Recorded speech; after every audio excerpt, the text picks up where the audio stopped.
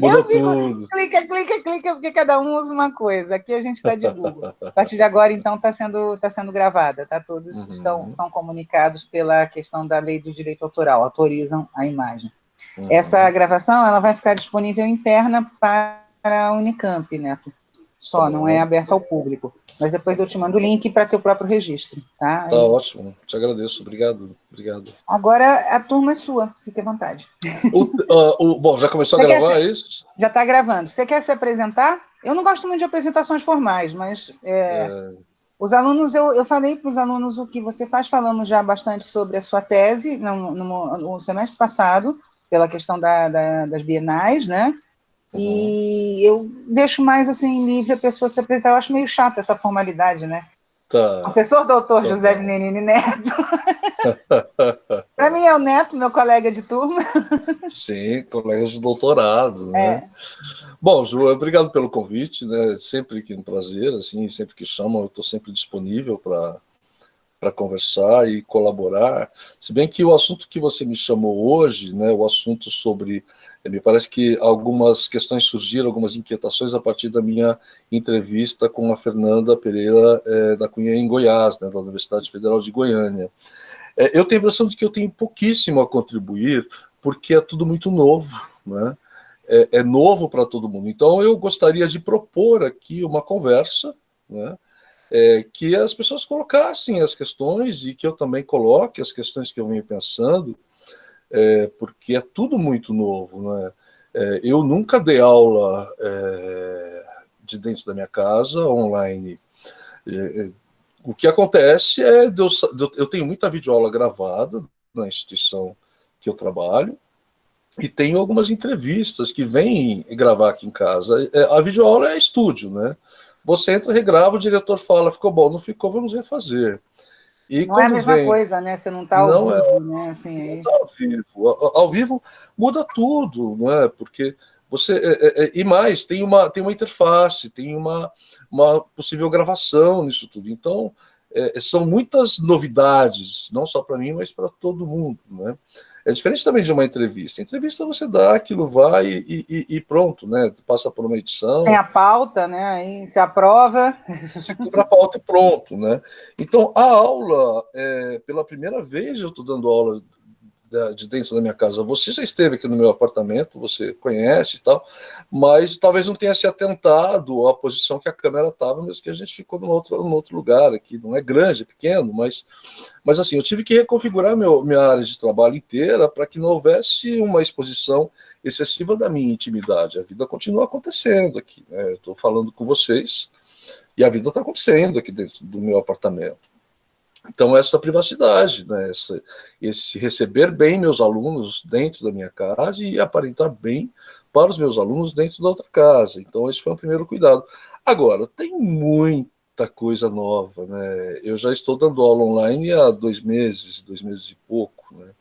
Cada dia uma descoberta nova e é um trabalho danado, né? Porque Nós usamos aqui na Unicamp, basicamente, manter os microfones e câmeras fechados por uma questão técnica, porque o tá, sistema normalmente de tarde ele está muito cheio, porque a gente tem uhum, todas as aulas da universidade acontecendo nesse período, sim, das 14 às 18 horas, né? uhum, Então a gente fez essa opção porque foi o que a gente conseguiu maior estabilidade. Mas na tua uhum, fala com a Fernanda, você faz uma ponderação que eu acho uhum, extremamente interessante, principalmente para professores de séries iniciais, de ensino fundamental e médio, inclusive a maioria não é, dos alunos de ensino médio não é maior de idade, né? Que é a uhum, questão da imagem dos alunos. Como é que uhum. surgiu essa sua preocupação? Então, essa preocupação, ela, na verdade, eu coloco essa preocupação na minha fala, porque é uma preocupação minha também, né? Mas é uma preocupação, acho que, de todas as escolas que estão trabalhando com imagem. Como expor uma criança, um adolescente, um menor de idade, frente às câmeras? Isso é um grande desafio, né? É muito fácil ligar a câmera e falar, ok, vamos lá, vamos fazer e tal. E eu acho muito difícil fechar, né? Tomar a decisão de fechar uma câmera, ela não é uma decisão fácil de ser tomada, porque isso pode implicar uma série de coisas, né? Inclusive uma série de questões pedagógicas aí. Qual é o uso que está se fazendo da câmera? Por isso que eu te falei, eu trago mais questões para a gente debater do que respostas. Eu não tenho, né? Aí, depois que aconteceu essa live, essa minha fala tem gerado debates, e que bom que ela tem gerado debates, porque eu acho que é isso mesmo. Eu falei, olha, gente, se eu estou fazendo certo ou errado, eu não sei. Não tenho parâmetros para avaliar ainda esse certo ou errado do tipo de aula online que eu estou fazendo. Né? Mas a gente não quer errar, né, Ju? Ninguém quer errar, a gente quer fazer o A melhor possível. intenção é fazer direito, né? A intenção é fazer direito. Então tem um argumento pedagógico, sim, que é centrar a atenção do professor. Né? Você centra, eu sou aluno online também, e eu não sou um cara que me disperso facilmente, eu sou muito focado naquilo que eu tenho que fazer. Mas quando estão todas as câmeras abertas, eu fico olhando. Claro, eu sou um professor de linguagem visual, né? Eu fico olhando as cores, os cortes de cabelo, as roupas, e aí de repente a conversa foi para o outro lado e eu estou lá atento na imagem e admirando, né? Falei, nossa, que legal, quanta gente bacana, quanta coisa Que interessante. bacana Né? aquele quadro atrás dele, né? Exatamente. Que bacana esse cenário que está atrás de você. Lindas as cores da sua roupa, o seu óculos branco. Né? Então, assim, tem uma questão de foco, né? Qual é a imagem que se quer focar? Né? Isso é uma questão pedagógica de leitura de imagem, sem É dúvida um alguma. conhecimento de comunicação, de direção de cena, né? Que a gente muitas vezes não está nem preparado para prestar atenção nele, né? Muito bem pensado, muito bem colocado. A gente até agora ninguém falou nada sobre o uso da linguagem audiovisual e daqueles recortes de plano médio, plano americano, plano aberto, close, big close, Eu primeiríssimo dou plano aula disso. principal. Ninguém falou sobre isso até agora, né? Eu fiz um enquadramento aqui, não foi pensando nesse sentido de linguagem visual. Talvez tenha sido impulsivo, né? Algo já assimilado na minha vida. Mas sim, esse enquadramento foi pensado. Você tem experiência com comunicação? Eu tenho experiência com câmera, eu já gravei muita coisa na vida. Né? E falo também no vídeo da Fernanda. Começou por causa da minha voz. Né? Ninguém sabia como era a minha cara. Né? Hoje eu me arrependo, porque hoje eu abro a câmera mais Vozeirão? velho. Quando eu era mais jovem, eu acho que ficava mais interessante a voz e uma imagem mais juvenil. Embora eu não seja nem um pouco partidário de uma juventude eterna. Né? Acho que isso é uma tremenda falácia com uma série de problemas do capitalismo. Mas sim, mas são pontos, né? Que não São muitas pontos vezes para a quem serem trabalha com ponderados, imagem. né? Tá? Para quem Porque de trabalha com repente imagem. a imagem não é engraçado porque na aula de comunicação na outra instituição nós temos uma aluna que é uma menina negra lindíssima, tá? Assim, ao vivo, tá? E essa menina tem uma presença de vídeo que é enlouquecedora. Além de linda, esteticamente muito bonita, ela tem uma presença na frente da câmera. Quando eu vi o teste dela, que a gente fez algumas gravações, né, no ano passado até, eu parei e falei, meu Deus, Tainá, que é isso? Assim, Cresce, né? A câmera faz que a pessoa... ela é pequenininha mesmo, fisicamente, ela é miúda, não é uma menina muito alta, nem muito de um porte muito grande, mas ela é uma deusa na frente da câmera, né? Tudo E se tem muitas vezes, transforma. e os professores estão tendo que lidar com essas situações e muitas vezes eles não têm isso, que não é nem uma questão de aprendizado, é coisa da presença na frente da câmera, realmente, não funciona. Não funciona. Tem gente absolutamente desconfortável, professores absolutamente desconfortáveis Isso eu com gostei a muito da tua fala, palestra. a coisa da obrigatoriedade e do conforto em lidar com esses equipamentos. Né? Eu gostei muito quando você falou no vídeo de você usa uma lousa e dá aula, faz o que você sabe fazer. Né? Isso eu Claro, achei claro. uma orientação muito, muito sensata. Né? Em vez de ficar inventando moda, faz o que você sabe fazer. Né? Que agora é uma situação de exceção, a gente está numa situação de exceção. Isso não é nem, pode ser chamado nem de educação à distância. Não pode. Você sabe melhor do que a educação à distância é outra coisa. Né? Tem propósitos, tem objetivos claros que tratam da educação à distância. Isso aqui talvez seja mais interessante a gente pensar de que é como é que eu posso dizer, uma sala de aula virtual, que não é a mesma coisa que educação à distância, mas eu não sei falar tão bem quanto você, né, que você é pesquisadora no assunto. Agora, é uma sala de aula virtual, né, então tudo vira imagem. Agora, a coisa da imagem, assim, depois disso, eu tive um breve debate com uma professora da Faculdade de Direito, que é irmã da Fernanda Pereira da Cunha. Surgiu o assunto, e eu já disse que bom que surgiu, né? E me convidaram para esse debate, e eu coloquei para ela como abrir essa câmera, né? E ela colocou pelo ponto de vista da legalidade. Olha, você tem aí o Estatuto da Criança e do Adolescente, né, que não permite você expor imagens de menores de idade. Para isso, você precisa de autorização legal dos pais. Tá, ok, é o caminho Formalizar correto. mesmo um documento formalizando essa autorização? Autorizo meu filho a abrir a câmera numa sala de aula virtual, né, que ninguém teve tempo de fazer. Tenho certeza disso, né? Porque chegou, você começa a dar aula tal dia, né? Tá bom. Isso é uma questão. Agora, eu confesso, Ju, eu não sou pai, né? Mas se eu fosse pai, eu não sei se eu assinaria esse documento. Eu fico na dúvida, sabe por quê? Porque se de repente fazem um uso indevido da imagem do meu filho, eu vou me culpar, falar, pô, mas fui eu que autorizei.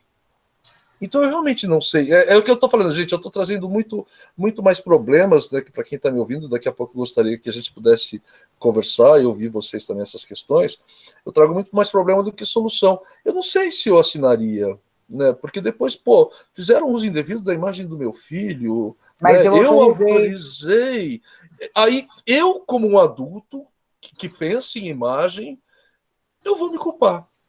Né? Eu vou me culpar, porque isso pode trazer uma série de problemas psicológicos para o desenvolvimento de uma criança, pensando como um pai, né, que eu já disse que eu não sou. Agora, o meu posicionamento é um posicionamento de professor, né? Não é um posicionamento de pai. Né? Dentro da minha sala de aula virtual, eu assumo o controle. Né?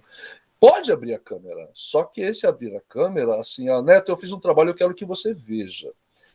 Tá bom, eu vou atender a sua ansiedade. Então pergunta para quem está aí por perto de você se eles autorizam a abrir. Se seu pai ou sua mãe, o seu responsável, falar, não, pode abrir, você vai me mostrar só o trabalho. Você vai pegar e vai fazer isso aqui. Ó. Você vai fazer isso aqui. Tá? Uhum. Porque eu quero que o foco continue no trabalho, mas eu também estou preservando a segurança da exposição dessa criança. Né? Eu sei quem está do outro lado, que são os meus alunos. Né? Eu tenho os nomes, eu tenho tudo isso controlado aqui. Mas me preocupa, assim, quem está ao redor dos alunos que a gente não sabe, né? Eu nunca parto da má fé, né? Eu sempre parto do cuidado. Eu cuido de Tá. meus alunos, eu assumo o controle da minha sala e controlo mesmo. A gente controla, né? Dá aula para Que criança é e uma adolescente. responsabilidade do professor, né? Você falar, agora é sua vez. Você quer falar? Tá bom, então um por vez vai falar. Né? Eu estou aplicando o mesmo princípio na sala de aula virtual. Não dá para todo mundo falar ao mesmo tempo, não dá para todo mundo aparecer ao mesmo tempo. Um por vez. E aí eu dou a devida atenção para cada um e venho trabalhando com a devida orientação para cada um. Você quer me mostrar? Tá bom, você pode me mostrar. Para satisfazer a tua ansiedade, porque assim, uma coisa que eu realmente não estou gostando é de ver trabalho online. Tá horrível, né? Primeiro que assim, receber um trabalho de um aluno, né? Eu estou recebendo um tesouro. Né? Eu trato como se fosse uma joia que eu estou recebendo, porque é um trabalho artístico que foi feito. Né? Claro, eu tenho as minhas referências de estéticas e pedagógicas, né? As minhas aulas shows, hoje eu falei no vídeo, eu parto de Ariano Suassuna com muita modéstia, porque eu estou longe, né, do brilhantismo das aulas shows do Suassuna, e Quem receber dera a um gente trabalho. tivesse, né, essa Nossa, genialidade dele para lidar com isso, né? pois é. Eu assisti, acho que a última aula show dele aqui em São Paulo eu consegui assistir. Eu nunca tive o privilégio. É fantástico, né? Eu só há alguns poucos anos o Sesc Pinheiros. Então, mas receber um trabalho eu recebo com a mesma grandiloquência, com a mesma importância, né? É um trabalho de arte que eu estou recebendo. E aí eu parto do Leonilson. O Leonilson falava, fazer uma obra de arte é dar um presente para a humanidade. Né? Eu não trato meus alunos como artistas, porque seria prometer demais. Né? Uhum. As poucas vezes que eu vi alguém tratando aluno não falo de universidade, mas só, porque acho que de universidade tem um outro recorte, já um outro enfoque na faculdade de arte, mas a educação de base eu trato meus alunos como estudante, que é o que eles são, porque algumas vezes eu vi prometerem, você é artista, é artista, é artista, e criar uma ilusão na cabeça da criança que ela realmente era artista e depois ela foi fracassada porque ela não virou artista. Então, eu não prometo nada para ninguém nesse sentido. Mas recebo os trabalhos como se fossem obras de arte, como se fossem presentes para a humanidade. E nem a função da aula de arte na escola, né? Não, a função é a arte. Não é um ensino profissionalizante. Se for um ensino profissionalizante, a gente discute a formação do artista. Eu acho que a universidade tem esse papel, o curso de arte na universidade tem esse papel. Né? E também depende do curso. Se for uma licenciatura, talvez o papel não seja esse, talvez o papel seja justamente formação o papel... de professores. O que eu acho muito mais difícil. Né? Eu acho muito mais difícil dar aula num curso de licenciatura do que num curso de bacharelado, sem desmerecer o bacharelado. Muito pelo contrário. Cada um sabe a dor, a delícia de estudar o que se estuda. Né? Eu não acho que seja uma questão de mérito, não, mas sim de especificidades. É especificidade, mas o curso de licenciatura, além de dominar a arte, você tem que dominar o ensino, não só da arte. Né? Aí vem uma sobrecarga de estudo. Não sei se eu me faço claro. Você, além de estudar a arte, você tem que estudar como ensinar. Qualquer licenciatura, além de estudar o conhecimento em si, você tem que estudar como se ensina aquele conhecimento. Então, é sim uma sobrecarga. Claro, você fala, mas tira mais a carga horária da carga horária de escultura e coloca a pedagógica. Tá certo, né? Mas é uma área a mais que você tem que estudar. Então, a gente transita em diferentes áreas. Né? Não desmereço, imagina, de modo algum, mas é um grande desafio, sim. E aí, quando eu recebo um trabalho de um aluno meu, eu trato realmente como uma joia, porque onde ele chegou é um presente para o mundo aquilo. Muitos alunos levam para casa os trabalhos de tamanha significância que passa a ter aquele trabalho para ele, para a família, guarda, enfim. Né? E aqui, essa está sendo, acho que, uma grande dificuldade. Eu não, mesmo aluno que pede para abrir a câmera e mostrar, eu aceito, se a família autorizar, né, só o trabalho, mas eu não consigo dar a devida atenção. Né, por causa da interface da câmera. Eu não consigo receber e reconhecer todas as etapas e processos desenvolvidos que resultam naquele trabalho. Isso acho que está sendo o meu grande desafio. Né, além da própria mudança de suporte, né? O trabalho não foi feito para esse suporte eletrônico. Né? Não, ele vira outra coisa. E ele está sendo transmitido por esse suporte eletrônico. Né? Ele vira outra Uma coisa. questão que tem acontecido bastante, essa mais na outra disciplina, principalmente por questão dos espaços, é a fruição via tecnologia.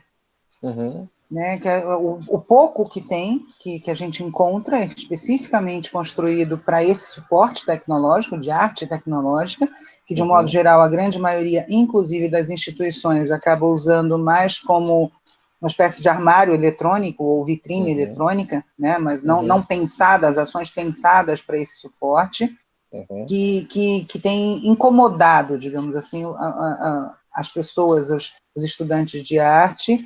A questão das lives, por exemplo, a fruição da música pelas lives é completamente diferente. Eu vi uma da Intercom, uma live do pessoal da Intercom falando especificamente sobre esse suporte tecnológico para a música, o uso que está sendo feito da música. De repente virou um grande palco, né, a internet, e esse palco ainda não pensado, tá meio... A gente está vivendo a coisa ainda, né? É meio complicado você avaliar uma coisa que você está dentro, né? Sem dúvida. Mas eu também acho fascinante, sabe? Com certeza. Me dá muito mais trabalho preparar uma aula para a sala de aula virtual do que para uma aula para a sala de aula física. Né? Muito mais trabalho. Toda a reconfiguração do meu espaço, eu tenho até chroma key aqui para fazer, né? Tacar um tecido verde aqui atrás e fazer um chroma key, neutralizou e tal. Mas não é a proposta que eu venho desenvolvendo, que é a proposta de interagir com o ambiente virtual, que é o da webcam, da internet, e com o ambiente físico que eu tenho aqui. Né? Então dá um trabalho danado, Ju. Danado. Imagino. Mas estou fazendo com muita vontade, né? E assim, é o que eu disse, se eu estou acertando ou errando, eu não sei, eu não quero errar. Mas eu acho que tem muito problema para a gente pensar. Como você vê a situação ou o caminho, né, pós-pandemia? Pelo ponto de vista do quê? Da escola, da arte, da educação, do quê? Fica na tua escolha, mas principalmente para o professor de arte, né? Quer dizer, o professor de arte está enfrentando esses desafios, mas a gente tem fé que uma hora isso vai acabar, né? E o que será esse novo normal? O que é esse conceito, inclusive, né, de novo normal? Eu nem sei se. Eu confesso que eu nunca entendi muito bem o conceito de normatividade. Né? Acho que ele é colocado à baila cada vez mais. Né? A gente está vendo esses dias aí com os movimentos de vidas negras importam. Né? O que é o normal? O normal, eu entendo que é você ser respeitado como você é. A situação, qualquer situação é normal porque se merece respeito, né? Então, a normalidade, eu não sei mais o que é, né? Eu parto da coisa de que assim, a gente tem que viver do melhor modo possível, qualquer situação. Então, viver do melhor modo possível, talvez seja esse novo normal, ou esse normal. Eu não sei dizer mais o que é normal, eu só sei que todo mundo tem que ser respeitado, né? E se você é assim, então você é normal. Se você é do outro lado, você é normal. Se a vida, agora a vida, o normal da vida é isso que a gente está vivendo. Né? O normal é ficar trancado dentro de casa. Né? O anormal é você tem que pegar um ônibus, obrigado a pegar um ônibus, sabendo que você vai se contaminar. Né? Isso talvez seja o anormal, é você ser obrigado a se expor a algo que você não quer. Né? Obrigado a ter que sair de casa para comprar comida, para trabalhar, não é? Levar um filho com você, acontecer uma catástrofe, como a gente viu acontecer em Recife, porque você tem que ganhar dinheiro, você não pode ficar dentro de casa trancado e falar, tá bom. Isso não é normal. Né? Isso não é normal, né? Então, o normal é o respeito, o normal é o respeito à vida, o normal é o respeito a todo mundo, assim, acho que esse é o normal. Agora, o novo normal, já que a gente está falando nisso, né? Eu estou bastante otimista com o que virá depois, mas muito assustado com o que está acontecendo, né? Especialmente de alguns dias para cá, quando a gente está vendo que obras de arte pública estão sendo atacadas, né? E elas estão sendo atacadas por um motivo muito nobre, né? Que esses ataques, eles estão ali atacando pessoas que foram absolutamente nocivas para a sociedade, né? Ok, tá certo. Agora, isso pelo ponto de vista do colonizador, né? Que eu não sei se cabe para a gente que somos colonizados, né? Talvez fosse mais interessante a gente preservar para nunca esquecer, e falando, ó, aquilo lá é uma prova dessa história horrorosa, né? Deixa aí para a gente não esquecer. Tem cultura que faz isso, tem cultura que fala, não, isso aqui é A o... Val Alencar fez uma ponderação nesse sentido nas redes Eu sociais li, dela, eu li, eu que eu li. achei muito interessante. Eu li sim. Eu quero, assim, preserva para você contar. A gente tem exemplos na história da arte, na história das coleções dos museus que tratam disso, né? Um deles é a coleção do Museu Britânico, que está lá o Párteno, o Palácio do Imperador da China, está tudo lá dentro do Museu Britânico.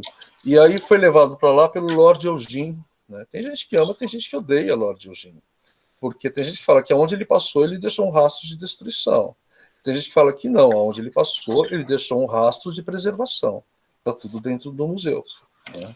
Mas ele tirou o frontal do Párteno, ele destruiu a frente, o palácio, não lembro, de verão, de inverno, não lembro, do imperador chinês. Né? A mesma coisa, por um outro lado, e esse acho que menos contestado hoje, é o Alexandre Lenoir, na Revolução Francesa, né? Onde a Revolução Francesa acontecendo, e com causas muito nobres e muito justas perante o povo, né? Absolutamente injustiçado, e aí taca fogo no Louvre, né? Destrói toda a herança desse poder nefasto que fez a gente passar fome, né? O Alexandre Lenoir falou, não, ninguém vai encostar um dedo nisso, a gente vai preservar justamente para nunca mais esquecer que a gente passou fome por causa desse luxo todo. Né? Então, hoje eu estou vendo essa questão muito relevante, muito importante a gente discutir tudo isso, mas eu entendo que a gente deve discutir pelos nossos problemas, que somos um povo colonizado ainda, por muitos aspectos. Né? Então, vamos sim discutir tudo isso, colocar o dedo no nariz de tudo que tem que ser colocado, né? E eu não me excluo disso, se tiver que colocar no meu e estiver errado, eu vou admitir também, acho que é o mínimo que eu tenho que fazer. Mas, assim, nós temos as nossas próprias questões. Né? É diferente um colonizador destruir um negócio para apagar isso da história dele, e a gente aqui não querer destruir pelo mesmo motivo, para não apagar isso da história. Né? O argumento é o mesmo, mas por diferentes pontos de vista. Então, eu acho que disso tudo, coisa muito boa pode resultar, apesar das dores que a gente está vendo. Né? E, agora, por um outro ponto de vista, é aquilo que eu falei no vídeo da Fernanda. Né? Sempre depois de uma desgraça na história da humanidade, vem um momento de respiro, de beleza e de arte. E aí entra o nosso papel também, né? Como educadores, como professores, como como artistas. Eu não me considero artista, mas eu tenho certeza que aqui no grupo tem artistas, né? Porque estamos falando de um curso de arte. E aí os espaços que já estão se abrindo, né, muitos espaços para isso, né, eles vão dominar a rua, vão dominar a vida. Né? Eu me lembro de histórias familiares, muito poucas histórias familiares que eu ouvi, né, da minha bisavó, sobretudo. Ela não contava muito essas histórias para a gente, porque só ela soube o quanto foi duro fugir da Primeira Guerra e atravessar o Atlântico dentro de um navio, sabe-se lá em quais condições, né? Mas ela contava, né, que veio para cá e lá passava fome e de repente chegou aqui e encontrou um mundo maravilhoso. Né? É uma fala meio comum que a gente ouve de das necessidades básicas, principalmente, né? Alimentação, segurança, é, conforto térmico, né? É uma fala constante dos imigrantes, né? Assim, não, fala desses imigrantes, estou falando do século XIX, que vieram para cá. Né? Sim, minha bisa, é mais ou menos o mesmo relato da minha bisa. Se a gente fala do cara sequestrado, não é. Né? Ele foi sequestrado, veio para cá escravizado, não é. Mas tem essa perspectiva de uma possibilidade de fazer um mundo melhor, porque a gente quer viver. Né? E a arte também, repito as palavras da Fernanda, eu acho que sim. Você estava nas aulas quando a gente estava lá na ECA discutindo a arte como cura com a Dália Rosenthal. Né? A Dália falava, a arte é a cura, e eu assim, não entendia. Como assim, Dália? Do que você está falando? Né? No máximo que eu entendi terapia, era... né? Arte terapia, ou então a arte como resgate, sei lá, de qualquer situação social. Eu falava, mas isso é suficiente para pensar cura, né? Já era. Eu é que não entendia. Né? E hoje acho que eu tenho me lembrado mais muito ainda. dela, realmente. A Dália tem feito muito sentido, muito mais sentido agora. Né? Assim... Exato. Já estava fazendo, né, no período pré-pandemia, eu estava chamando essa arte que eu estava vendo por diferentes lugares de uma arte sem filtro. Né? De uma arte sem figura de linguagem. Quando vinham me comparar, né? A gente está revivendo os anos 60, as canções de protesto, né? A nova figuração. Não, a gente não está revivendo, a gente está vivendo um outro momento. Né? Aquilo tudo chegou num momento que tudo virou figura de linguagem, tudo era metáfora. Né? Afasta de mim esse cálice, que é uma coisa, é um monumento essa frase, quando se pensa em termos de música, em termos de poesia e tal. Né? De um momento específico, né, em que ela foi construída. Né? Então, para sobreviver, inclusive, os artistas tiveram que fazer isso. Agora, o que a gente estava vendo há pouco tempo era uma arte muito direta, né? Não tem filtro. Né? Tanto que eu ousei em algum momento falar sobre arte desfigurada, pelo ponto de vista da figura de linguagem. Né? As pessoas estão tendo que falar, estão tendo que se colocar, porque não dá, é muita opressão. E eu não falo só de história do Brasil, estou falando de um contexto que a gente está vendo de uma onda, né, mundial. Retrógrada, pessoas... reacionária e antiquada. Né? Pelo ponto de vista da arte, sem dúvida. Né? Eu não consigo pensar por outros pontos de vista, que certamente tem e que não vão concordar nem comigo nem com você. Sim. Mas pelo ponto de vista da arte... Te dá uma sensação do déjà vu? Não. Mesmo sendo um pós-moderno, né, que reconheço o passado e me valido do passado, né, eu trabalho com história da arte, história da educação. O passado é meu parceiro, né, trabalho e tudo mais. Não tenho uma sensação de déjà vu, não. Eu tenho uma sensação de gente muito, muito boa, né, gente pensante, ativa. E eu atribuo isso, Ju, aqui no Brasil, a esses 20, 30 anos, pelo menos, de um ensino de arte consistente nas escolas desse país. Né? Nós deixamos de ser, embora muita gente queira nos tratar como um acessório dentro da escola, a gente reluta e fala, não, a gente não é não, a gente é central. Né? Nós somos centrais porque a arte é capaz de articular tudo isso que está todo mundo falando, em cada um no seu tempo, na sua disciplina. Então, por aí a cura, né? A ideia da cura por aí, né? Alguns falam em salvação, não sei, né? Acho que aí fica um pouco teológico demais, aí eu preciso pensar mais. Mas a cura mesmo, você se curar pela cultura, pela arte, você se tornar uma pessoa presente, com posições, porque lhe foi dado a voz, lhe foi dado a oportunidade, que acho que ninguém tem que dar, é direito. Né? É direito você ter voz, Na educação. Agora, infelizmente, na educação tem gente sim, que fala, você pode, você não pode, né? E eu falo em termos de políticas públicas, né, em termos de ondas políticas. Assim. A Câmara é um exemplo. Até pouco tempo ela era um assombro na minha vida. Também falo isso na entrevista da Fernanda, porque é um assombro em que sentido? Existia, parou pelo menos nesse momento, um estímulo a alunos gravarem escondidos professores para ver se eles estavam fazendo práticas ideológicas. Né? Foi um período assombroso, realmente. Né? Tenebroso, e de repente a Câmara, eu sou obrigado a entrar numa Câmara. Né? Então, façam da minha imagem o que quiser, eu levo para cima a situação. Né? Primeira coisa, ó, eu estou aqui, se vocês quiserem fazer meme comigo, podem fazer. Adorei isso, porque eu sempre gostei de junto. caricaturas e memes que fazem de mim, sempre curti. Eu não levo pelo lado negativo, aquilo que eu te falei, né? Tem muito mais problema do que resposta, mas eu estou tentando levar para o lado positivo. Tem uma câmera entre nós, vamos fazer um bom uso dela, olha quanta coisa legal. Né? Faça um meme meu e me marque, eu quero rir, eu acho que vai ser legal, vai ser divertido. Até agora não apareceu. Né? Mas eu estou assumindo pelo aspecto se fizeram positivo. meu, não me mostraram, mas caricaturas, eu tenho uma coleção de caricaturas minhas, por alunos, que eu amo. Assim. É comum acabar o professor, te desenhei dando aula, né? Eu recebo aquilo muito feliz, né? E por que eu vou receber diferente se for um meme, uma coisa bacana dessas? Assim? Eu levo sempre para o lado positivo.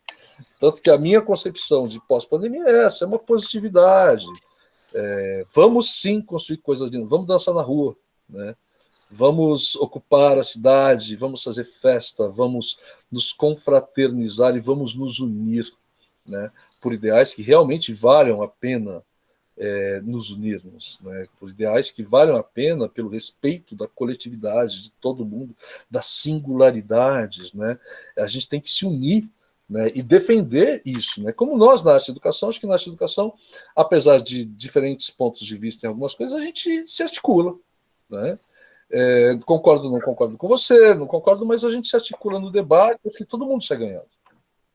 Sim. Um debate respeitoso, um debate, né, com troca de ideias, e a arte é um território fértil para isso. Então, sim, eu espero muita coisa legal por aí. Pois é. Meu amigo Zé Carlos, eu convidei ele para vir, porque ele tem curiosidade sobre fazer. Como é que foi, Zé, que você me convidou para falar? Foi arte e educação e educação à distância, né? Arte à distância, né? Aí arte na pandemia. Achei que você gostaria de ouvir o Neto, Zé. Acho que o Neto tem muita coisa legal para falar. Achei que você ia gostar de ouvir. Por isso eu convidei ele, Neto. Tomei a liberdade de convidar o Zé para participar com a gente. Aproveitando, Abro, alguém quer se colocar, quer falar alguma coisa? Quer fazer alguma pergunta para o Neto? Quer colocar alguma questão? Cadê? O Vitor estava aqui. O Vitor normalmente tem questões ótimas. Vitor? Ele me intriga sempre, ele normalmente me põe em sinucas que me faz pensar, e eu adoro gente que me faz pensar. Sempre bom, sempre bom. Jurema? Oi? Eu queria falar, na verdade, vou voltar um pouco a respeito da questão da imagem das... Pode abrir seu vídeo se você quiser, tá? E a gente hoje está numa configuração diferente, todos, inclusive, podem abrir os vídeos. É uma bagunça, Jurema, eu prefiro não. Não, tá bom. Mas, muito prazer, Bárbara, muito prazer. Prazer. Eu tenho... exatamente sobre a imagem do aluno dentro das lives, né? Eu venho trabalhando numa escola que as professoras que eu estou auxiliando, elas acham imprescindível que as crianças estejam de câmera aberta, assim. Não é obrigatório, não são todas as crianças que deixam, mas tem muito aquela preocupação. Tem até aquela preocupação que eu sinto que é um pouco de vigiar, assim, porque eu, como estagiária, eu fico a pessoa que vai cuidar do chat e que vai ver se a criança está prestando atenção ou não. Então, queria botar isso porque está sendo uma outra experiência que eu estou tendo, assim, na educação de artes. Ia ser legal se vocês conversassem muito um pouco. Bárbara, eu tenho visto algumas experiências horrorosas da câmera como vigilância. Né? Assim, já vi alguns casos, eu não estou falando da sua escola porque eu não conheço, acho que cada realidade é uma realidade, né? Obrigado pela reflexão, pela oportunidade de reflexão, vamos pensar juntos, Bárbara. Eu tenho visto, sim, o uso da câmera como vigilância, e eu acho que isso é um uso muito ruim da câmera, né? Então, assim, vamos fazer prova, todo mundo com a câmera ligada, eu, professor, aqui, vendo você fazendo prova. Nada impede que você esteja com o WhatsApp aqui embaixo, né? O que você está fazendo? Prova. E estou no WhatsApp recebendo uma mensagem, né? Exato. Então, usar a câmera como vigilância ninguém gosta, né? A gente, há um tempo atrás, eu já não me lembro o nome dele, Paul Duncan, da Austrália, ele veio dar uma palestra aqui em São Paulo, em várias instituições, eu fui até lá ouvi-lo, e ele trouxe a questão, Bárbara, da cultura visual, né? Ele fez um gráfico da cultura visual, ele disse que a menor parte da fatia desse gráfico, dessa pizza do gráfico, é imagem de arte. A maior parte dessa fatia é imagem de segurança. A segunda maior parte dessa fatia da cultura visual, segundo Paul Duncan, é imagem de exames de medicina. Olha que absurdo. Imagem de segurança superou a quantidade de imagem de medicina. E aí você fica, e eu também, se interrogando, mas, meu Deus, por que tanta vigilância? Né? E aí, de repente, a gente pega a sala de aula e transforma a sala de aula numa vigilância. Né? Qual é o ganho pedagógico disso? Eu não sei te responder. Eu acho que a gente tem que pensar juntos. Também não dá para você chegar na sua escola e falar, qual é o ganho pedagógico? Não dá. Não né? dá. Mas não dá. É impossível você chegar numa situação dessa, porque daí eu vou virar para você e falar, e qual é a solução? A gente não tem. Sim. Né? A gente não tem. Então, eu tenho visto coisas assim do uso da câmera em vigilância, eu acho que ela é muito assustadora, né? Em qualquer contexto. Qualquer contexto, você está sob vigilância. A gente sabe que, por um outro lado, também, fora da escola, a vigilância garante segurança, uma série de coisas, né, que tem um revés disso. Agora, usar a webcam como vigilância, eu não sei mesmo porque, Bárbara, assim, dentro da sala de aula, a gente tem contato direto com os nossos alunos. Você está olhando, olho no olho, né, do seu aluno, que eu estou olhando numa câmera, né, um olho mecânico. É uma interface, né? Não dá para negar, ela existe. Dentro da sala de aula física, Bárbara, você chega para o aluno e fala, meu querido, vem cá, vai lavar o rosto, você não dormiu direito. Eu trato os meus alunos com muito carinho, com muito afeto, porque eu sou partidário da pedagogia do afeto. Né? Acho que o afeto, se eu me demonstro afetuoso com você, eu estou junto de você, eu não estou contra você, porque nós temos um objetivo comum, fazer uma aula. Né? A aula o professor não faz sozinho, a aula quem faz é todo mundo que está nela. Não é? Então, e esse afeto não é falso, ele não é, como eu posso dizer, uma estratégia de dominação, muito pelo contrário, eu me posiciono como professor mediador, então eu ouço todo mundo. Mas esse afeto, inclusive, eu espero que te faça sentir à vontade, ao ponto de você discordar, inclusive, de mim, porque eu sou um professor mediador. Né? Então, trazer a segurança para os meus alunos. Então, nesse sentido, Bárbara, eu acho que a gente tem que contar com o afeto das famílias também. Né? Quando começou a se discutir a avaliação há pouco tempo, a gente vai fazer prova e vai pedir para todo mundo ficar com a câmera ligada, para ninguém colar, e aí avisa os pais para ninguém colar. Desculpa, mas eu discordo. Acho que isso na sala de aula é uma realidade, na sala de aula virtual é outra, não é? Se o aluno quiser colar, eu prefiro 1000 vezes admitir, consulte mesmo, não é? Porque você vai, inclusive, se preparar para isso. Agora, junto desse discurso de você pode consultar, não se Você pode preparar uma estratégia em que a consulta faça parte da avaliação, né? Sim, e não seja uma coisa a ser coibida. E também, assim, eu estou do seu lado. Né? Você não faça nada. Vou fazer escondido. Não, está autorizado. A gente está junto. Né? A gente está junto. Então, vou fazer uma prova para isso, mas, eu, junto com essa autorização formal para você consultar o seu material, né? Se quiser usar o WhatsApp trocando informação, aí é uma decisão de vocês, dinâmica de grupo, né? Mas, assim, eu sugiro que vocês não percam o ritmo de estudo, porque vocês vão voltar, a gente vai voltar, e o ritmo de estudo tem que continuar. né?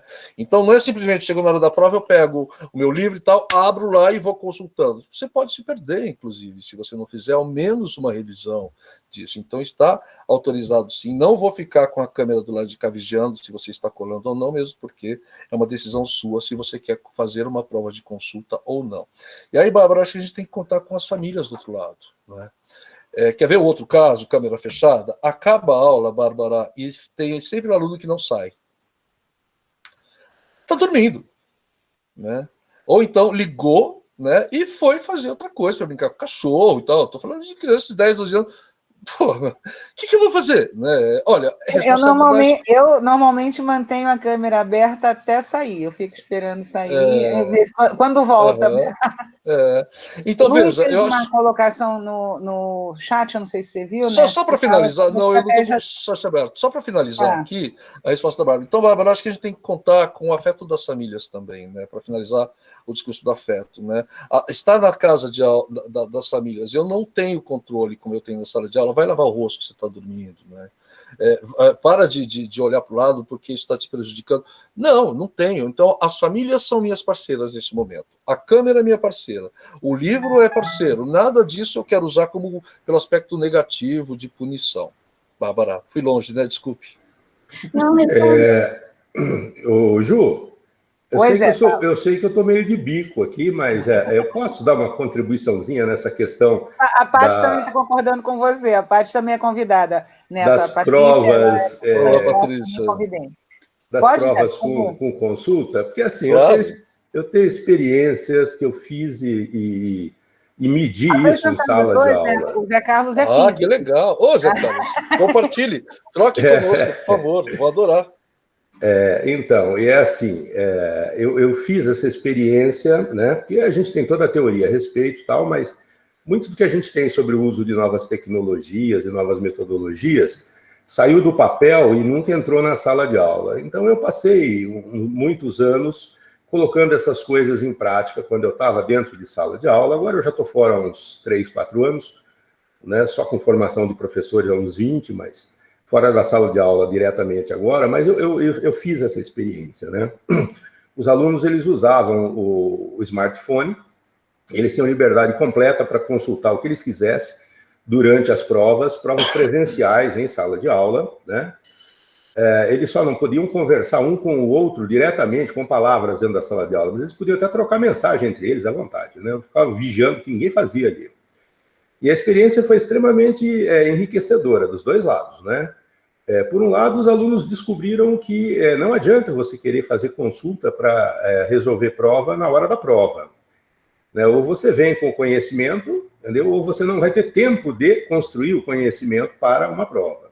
Sem dúvida. E a segunda é que, para o lado do professor, né, se você quer saber se o seu aluno vai colar na prova ou não, você propõe a sua questão. Aí você pega a sua questão e joga ela no Google.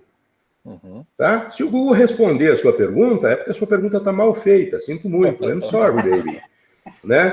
Se o Google sabe responder a sua pergunta, é porque a sua pergunta é uma decoreba de alguma forma, ela não acrescenta nenhum pensamento mais elaborado, né? E qualquer máquina burra, como o Google, com algoritmo de pesquisa de associação de palavras, consegue responder. Uhum. Então, é muito bom para o professor também, porque passa a construir questões que envolvam um raciocínio do aluno, né? Envolvam uma resposta que não é uma resposta pessoal, mas é uma construção pessoal de uma resposta, né?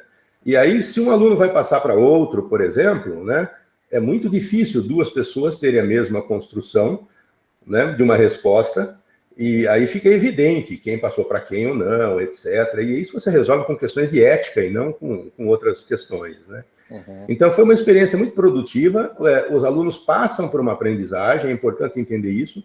A princípio, eles acreditam que eles vão conseguir as respostas, ficam todos felizes. Agora eu vou pegar tudo no Google, né? Depois eles se frustram, passam por um momento de frustração em que eles veem que o Google não consegue mais responder, né? E por fim, eles fazem essa acomodação e então eles passam a entender que eles podem sim, né, consultar o Google ou qualquer outra coisa, né, para se inspirarem, vamos dizer assim, né, para obter informação, mas que a construção da resposta é sempre deles. Então, a prática mostrou que depois de um tempo relativamente curto até, eles migram para um outro modelo né, de resolução de prova, em que eles passam a usar, por incrível que pareça, cada vez menos, né, a tecnologia. Eles já vêm com coisas já preparadas, né, estudadas, vamos dizer assim, e, se necessário, eles fazem uma consulta rápida. Então, foi uma experiência muito positiva, mas ela envolve esses dois lados aí, tá? Principalmente do lado do professor, a construção de boas questões, né? Então, era isso aí, a contribuição nisso. Me perdoem pela intromissão. Imagina, bom, é que eu não resisto, né? 38 anos na área da educação, a gente fica assim meio contaminado, né? Tá bom? É isso. Você posso comentar, Ju? Você me autoriza? À vontade. O espaço é seu. Você é o convidado de honra. A gente está no papo. Zé Carlos, a gente analisa as questões de Enem e tal, né? A gente trabalha com educação, acompanha e tal. Eu construo elas. Sei disso. E assim, as questões de Enem, elas têm diferentes formatos. Por exemplo, te lançam uma... O que tem como característica comum é que todas têm contexto. Né? Você tem um case, não sei se eu posso dizer assim, na linguagem do negócio, você tem um case para resolver, para responder e tal. Esse case, ou esse caso, ou esse contexto, né, pegando para o ensino da arte, vai te cobrar depois alguma informação a respeito desse contexto. Pode te dar um contexto e te perguntar outra coisa, né, relacionado a esse contexto, pode dar um contexto e pedir para que você responda complementando esse contexto e por aí afora. A gente tem esses formatos, não é? Isso que você está falando é muito bom te ouvir, porque eu tenho a impressão de que é isso mesmo. Se você não entende o contexto, se você não tem uma questão muito bem formatada e contextualizada, o problema não é do aluno, o problema é do professor que não sabe fazer a questão, né? E aí você chega a respostas que não atingem o objetivo, né? Mesmo porque a gente sabe que na universidade, eu não sei aí na Unicamp, mas é raro você ter uma disciplina na universidade que tenha prova. Eu falo pelas minhas experiências, né? A cultura da prova não é a única ferramenta de avaliação. Talvez nesse momento a prova seja pertinente por conta da nova realidade, né?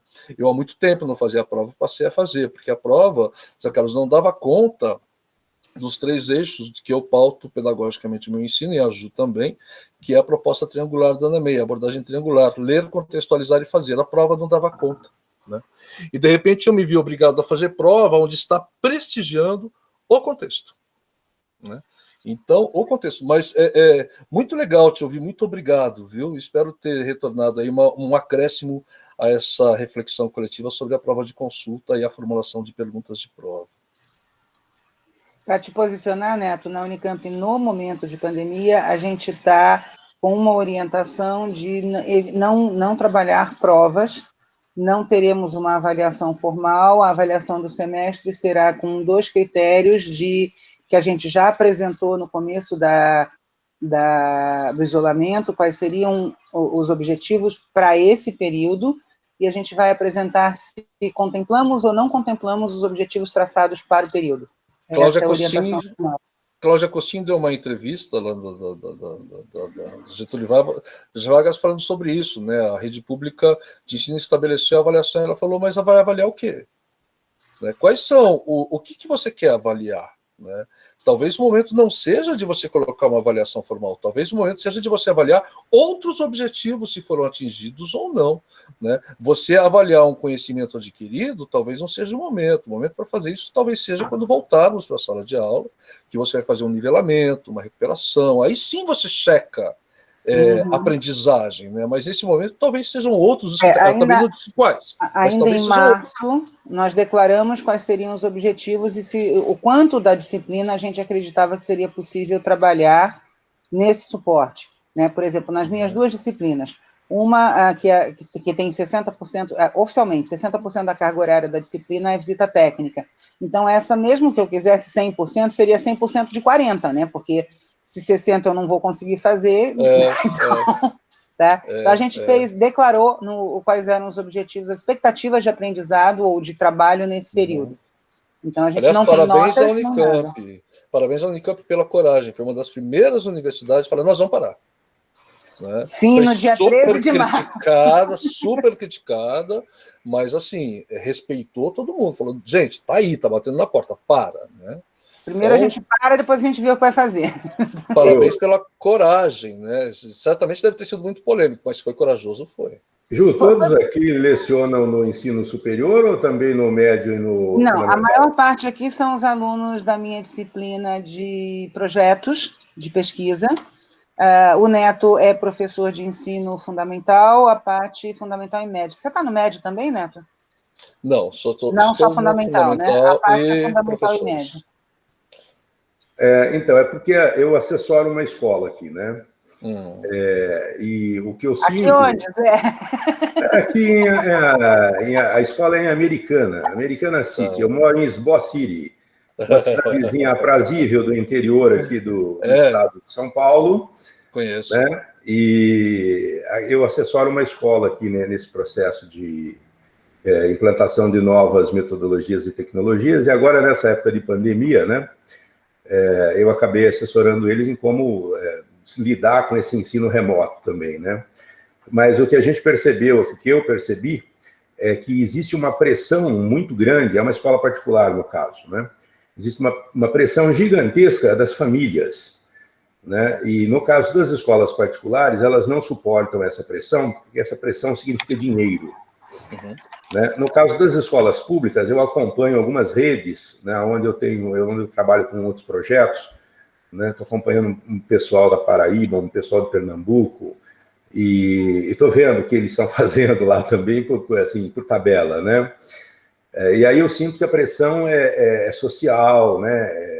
Vem das famílias também, mas é uma pressão de outra ordem. Mas o que eu noto é o seguinte, o que está meio que prevalecendo nessas tentativas de metodologias de ensino remoto não é a expertise das pessoas da área, é a pressão das famílias. Então, as famílias querem que existam aulas presenciais à distância, certo? É isso que elas querem reproduzir a aula presencial à distância, inclusive com horários, com meets, né? Elas querem essa câmera aberta para o professor vigiar o aluno, porque as famílias, não conseguem dar conta de fazer isso, né? Aquele pai que queria tanto homeschooling lá e agora não dá conta de 2 fedelhos, né? Ele acha que a professora tem que dar conta dos 40 à distância também, porque, enfim, não é da competência dele, etc. E aí eu sinto essa pressão, né? As pessoas querem que a gente reproduza à distância algo que já fracassou presencialmente. Então, é uma situação estranha, né? Porque a avaliação, que vocês estão discutindo, por exemplo, né? A avaliação é um tema que, desde que eu nasci, é discutido, né? E até hoje ainda tem gente que dar 7,64 de nota. Imagina em arte, então, né? Quais são os pode dar 7,64,5, e aí fica rebelde. Como que não tem mais esse 0,5 para mim aqui, né? Enfim, né? Então, eu acho que a gente perde muito, né, nessas discussões por causa das pressões que nós não somos capazes de suportar. Né? A gente deveria bater o pé em determinado momento e perguntar, né, para a sociedade de maneira geral, para as famílias em especial, né? Afinal de contas, quem é o especialista aqui, né?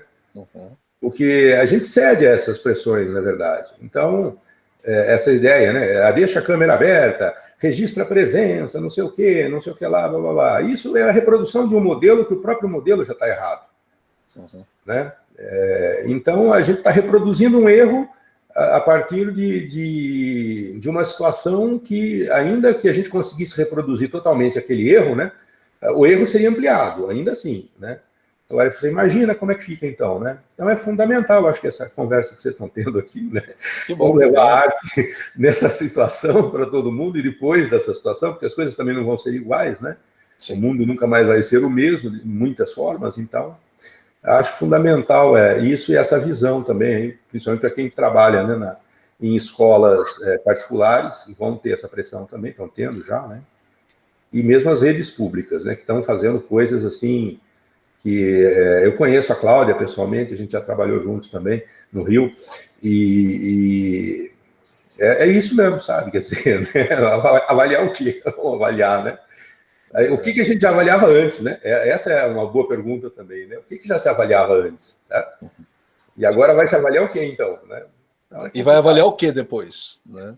O quê depois, né? A gente não sabe nem o que vai fazer depois, nem quando vai ser o depois, inclusive, né? Alguém aqui já sabe dizer quando vai ser esse depois, né? Depois subentende que acabou alguma coisa e começa outra, né? E cadê o fim? E isso tem fim? É uma boa pergunta, né? Educação não tem fim nunca, né? A gente sabe disso. Já a partir desse pressuposto, a questão é grande. Obrigado, muito obrigado. Paty, você quer falar alguma coisa? Vou só falar que eu trabalho com a rede pública, né? Então, particular aqui em Americana, aliás. Prazer, Patrícia. Sou professora de uma escola municipal e do Polivalente, que é uma escola técnica, no curso de comunicação visual. E a gente está sofrendo pra caramba, sim. É outro tipo de pressão, né? O Zé Carlos falou de pressão, é outro tipo de pressão. A prefeitura está cobrando da gente muito registro. Então, praticamente é das 7 da manhã às 10 da noite, o professor está ali, não é só o horário de aula, mas é registro, é a videoaula, é o registro nos diários de classe, o cinza tradicional, que a gente usa ainda de papel, mas sem um sistema próprio da prefeitura, que a gente sempre usou só para nota, para avaliação bimestral. Agora, para colocar um outro que a gente tem que fazer, é um diário virtual. Então, é um monte de coisa, é um estresse total. O prazer da aula em si está acabando. É o gostoso de ver do aluno, o retorno do aluno participar, começa a se esvair, já está dando. Foi conselho, a gente fez conselho, sexta e segunda-feira. E aí eu estou pensando, avaliar o quê?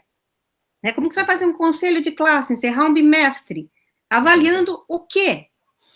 Tanto que a gente não partiu de nota. Eu recebi uma orientação de um coordenador de uma instituição que eu trabalho, que foi assim, essa semana nós temos prova, mas em horário de aula é para eu abrir a câmera e ficar aqui na frente da câmera, mas os alunos não precisam conectar.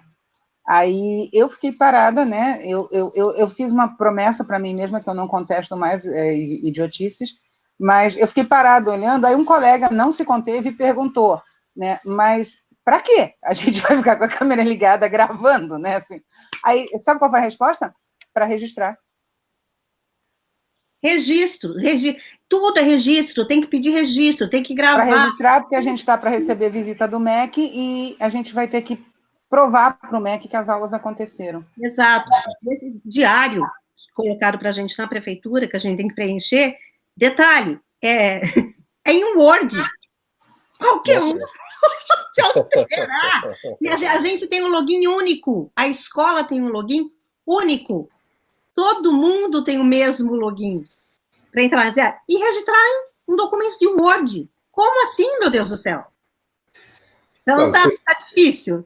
Vocês percebem que o problema não é a situação de pandemia em si, e nem a tecnologia. É o uso da tecnologia, né? O problema ele é estrutural, vem dessa mentalidade que é do início do século passado, praticamente, né?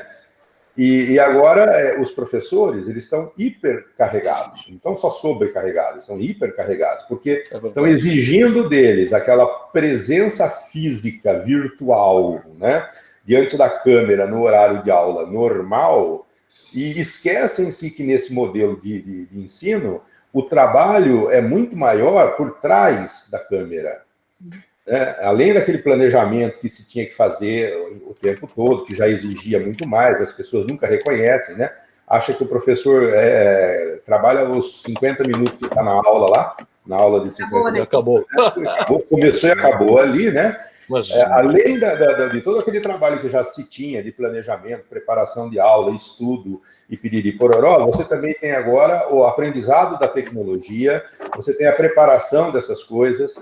E eu disse uma vez, né, para um grupo de professores aí, que nós não somos youtubers, entendeu? Não é que nós não tenhamos o talento dos youtubers, é que os youtubers têm uma equipe de produção gigantesca por trás, eles têm editores para fazer edição do vídeo, eles têm produtores para trazer as pautas, roteiristas, direção de câmera. Caramba! Entendeu? A gente nem ganha sequer, né? Nós estamos fazendo esse trabalho extra de graça, essa que é a verdade, né? Todo esse trabalho extra está sendo gratuito, é uma doação que o professor está fazendo, né? Em nome da causa, certo? Sem nenhum recurso, né? E as pessoas não têm essa noção. Eu sei lá, eu tenho a impressão que a gente tem que dizer isso mesmo, com todas as letras, né? Para que as pessoas saibam, porque muitas vezes quem toma as decisões não é quem executa ou quem tem o conhecimento da execução. Então as pessoas tomam decisões sensacionais, vamos registrar tudo, porque não sei o quê. Excelente, sensacional, né? Mas, certo? E aí, né? Como é que implementa? Uma vez num simpósio desses aí, que eu fui convidado para falar, eu fui falar sobre o professor digital, né? Já está com uma década isso. E aí eu disse quais eram as características do professor digital, listei tudo, expliquei bonitinho, né? Aí no final eu terminei dizendo o seguinte, falei, o professor digital é aquele professor que todo gestor adoraria ter na sua escola, mas que ninguém quer pagar. Então vocês não vão ter, entendeu? Porque ele não nasce pronto, né? Ele custa caro para ser construído e ele custa caro para ser mantido. E esse custa caro não é só o dinheiro, né? Eu conheço professores aqui, coitados, que estão, às vezes, tendo que dar aula com celular porque o computador quebrou.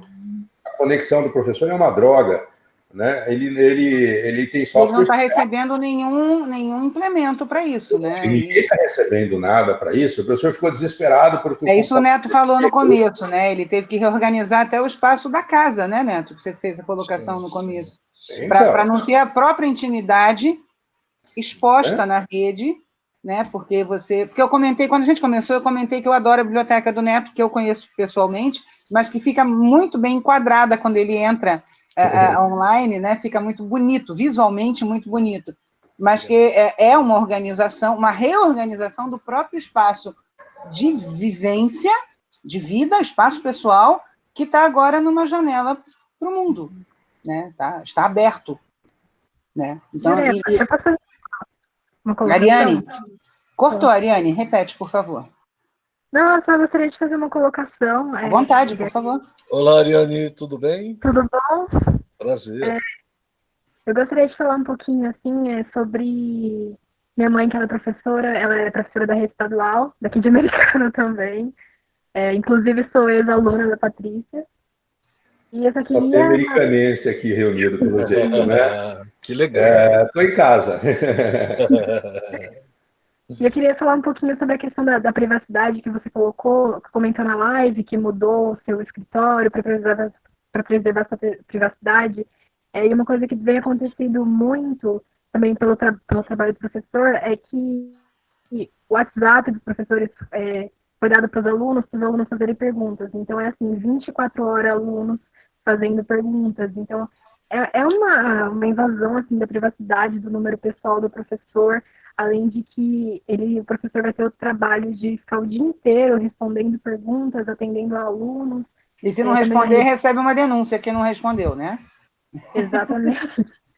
Ainda a questão de estar na aula, porque o governo do estado de São Paulo está tendo as videoaulas, né? O professor acompanha a aula, então ele está com uma sala acompanhando a aula e outra sala respondendo perguntas. Então, assim, está sendo um trabalho dobrado, sobrecarga, que isso não é visto, né? E ainda como o professor José Carlos falou, é muito uma doação do professor se trabalhar mais, ainda a questão financeira de internet, energia, tudo isso, e não é reconhecido, não é valorizado, precisa muito ser comentado, falado com todas as palavras isso, porque muita gente aí no governo trata o professor como vagabundo, não faz nada, então a gente tem que colocar isso, porque o serviço dos professores, o serviço extra dos professores não está sendo reconhecido nesse momento.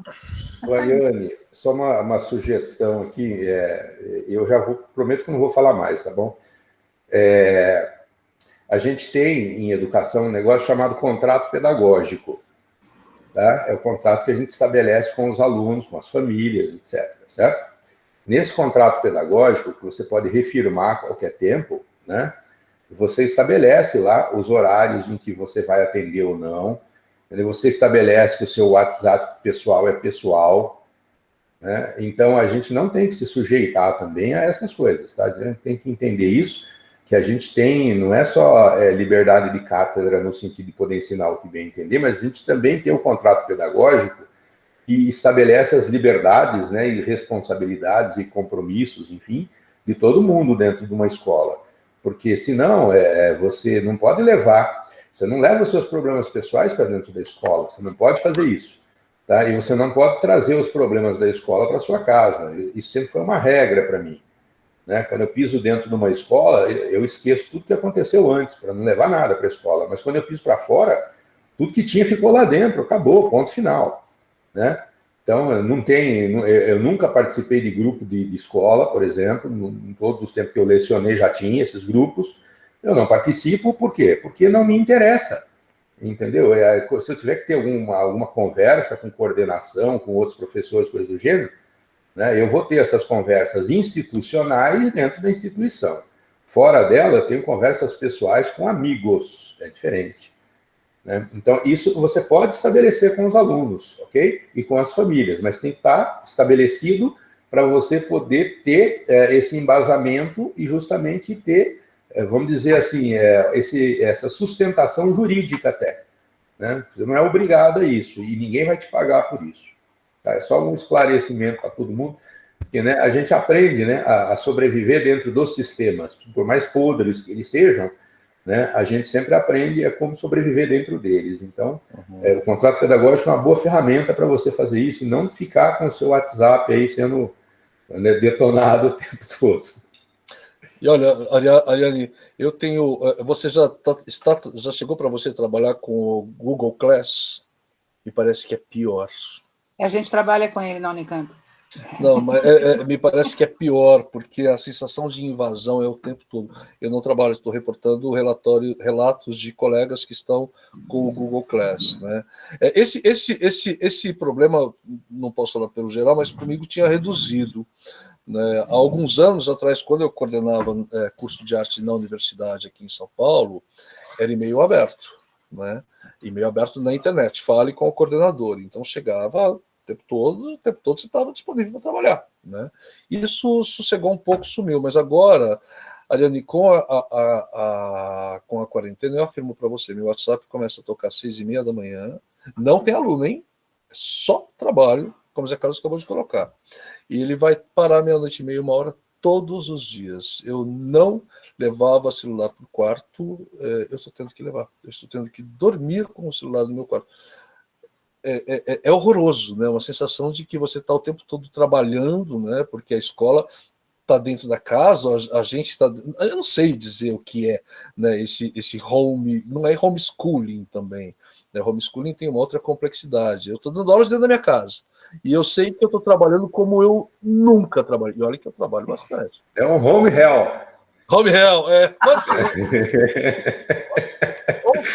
É a morada do capeta esse negócio, porque se você não estabelecer os horários, né, porque eu também trabalho com um monte de equipes aqui, né, e assim, não é aluno tal, mas são equipes de trabalho mesmo, né, e até as equipes de trabalho têm que entender que eu almoço, eu janto, eu tomo banho, eu tenho filhos, enfim, né? Eu não estou disponível o tempo todo. É vida. Entendeu? Se alguém me mandar uma mensagem, eu estou morrendo, preciso de socorro urgente, eu vou fazer o quê? Vou responder para ele, morra, porque eu estou longe, não posso ir aí? Né? Eu nem respondo, entendeu? Quer dizer, a gente tem que ter essas coisas, né? Sim. E as pessoas aprendem isso, a gente não nasce sabendo disso, né?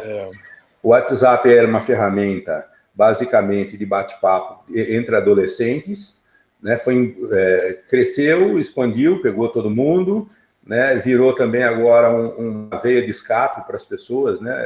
E a colocação do tipo, você tem que usar. Se não goste, você tem que usar. E não é assim, né? E o Google Sala de Aula, que você estava falando aí, né? Eu acompanho um povo que usa o Google Sala de Aula, né? E eu uso ele, inclusive, num projeto para fazer gestão de outra coisa e tal. Ele envia e-mails, né, comunicando os professores de qualquer ação dos alunos, né?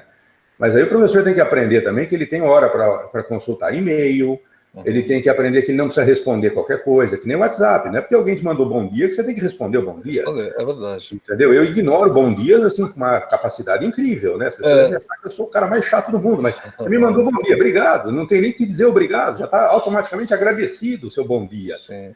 Eu normalmente respondo por quê? Eu sei ganha de mim, Ju, né? Por que bom dia? Bom dia às 6 da manhã, quem disse que é bom dia? Bom dia, uma pinóia, né, Ju? Zé Carlos, uma das coisas que me deu muito problema, agora está mais tranquilo, foi lidar justamente com a ansiedade, né? Não minha, né? Mas a ansiedade, eu coordeno equipes de 14 professores, a ansiedade de todo mundo que está ao meu redor, assim, a coisa com um grau de comunicação deslavado, desenfreado. E aí cada um começou a fazer uma coisa completamente diferente do outro, e aí começou a ficar deriva, né? E eu tive que ser algo que eu normalmente não sou, autoritário. Para e me escuta. Para e me escuta. Foi muito difícil lidar com a ansiedade das pessoas, né? Não saia por aí fazendo tudo a todo direito. Agora está mais calmo, né? Falo pela minha experiência, mas no início, Zé Carlos, foi um horror. Neto, meu pai tinha uma frase que era lapidar, que a coisa mais perigosa do mundo é um idiota com iniciativa. Tá, então...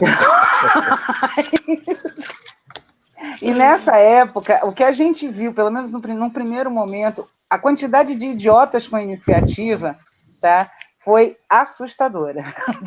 E o Humberto Eco estava corretíssimo, né? Sim. Às vezes, você vai falar. Voz a todos esses idiotas do mundo, né? E é assim mesmo. Entendeu? Mas olha, gente, eu francamente, assim, eu estou nessa vibe aí, né? Desde que surgiu a internet. Eu acompanho tudo, eu pesquiso sobre isso, eu escrevo sobre isso também. E a conclusão que eu tenho hoje é que a gente ainda hoje não sabe como lidar com isso, entendeu? E quando eu digo a gente, eu digo todos nós como pessoas. Então é difícil, né? Eu até penso em escrever um manual de como ser chato, vou chamar a Ju para ser coautora. Nós dois somos campeões desse negócio, né? Mas assim, é verdade, né? A gente tem que... Eu sou livre docente, chatice. A gente tá ali, ó, né? Eu nunca ganho dela, ela sempre ganha de mim. Ela é mais chata que eu mesmo, gente, é verdade. Né? Mas olha só, é uma chatice saudável. A mistura de chatice com sinceridade excessiva. Aí... mantém a saúde mental da gente. A gente pode continuar vivendo, existindo nesse meio. Pois é. Neto, a gente está faltando meia hora, né, para o término do nosso combinado. Tem chat, você falou? Tem chat aí para responder? Temos um chat que fica na direita da tela, se você está no computador. Tá? Aí temos a Sudi, está falando com você, Paty Sudi Ellen está falando, botou 2 coraçõezinhos, acho que ela gosta de você. Sudi, cadê você? Sudi.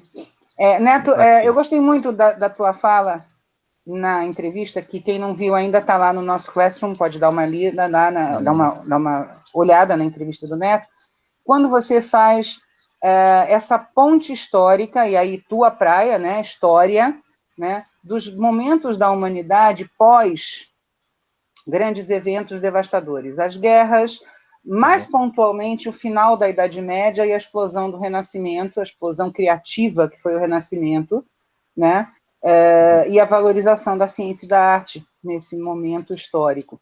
Você, não digo expectativas, mas você vê possibilidades da gente estar num momento pré-explosão criativa? Antes de responder isso, que vai ser um pouco pragmático, né? Você se importa só se eu responder brevemente o que está aqui no chat? À vontade. Tem algumas questões aqui. Uhum. Eu fico nessa de querer dar atenção para todo mundo. Então, desculpe, eu sei que você é mediadora, mas se você não autorizar, eu respondo já. À vontade, como você quiser. Então tá. Luara perguntando assim: olá, José, você é professor de ensino fundamental ou médio? Luara, eu sou professor de ensino fundamental, especialmente do 6º ao 9º ano, tá? Já fui professor universitário por um período, hoje não estou, porque o meu grande projeto pedagógico é trabalhar com o ensino fundamental, especialmente com essa faixa etária, do 6º ao 9º ano, tá bom? Zé Carlos está aqui. Oi, Luara. Eu acho que é para você também, né? Atuo como formador de professores há umas décadas, não sou da área de arte. Qual é a tua formação, Zé Carlos? Fala para a gente já.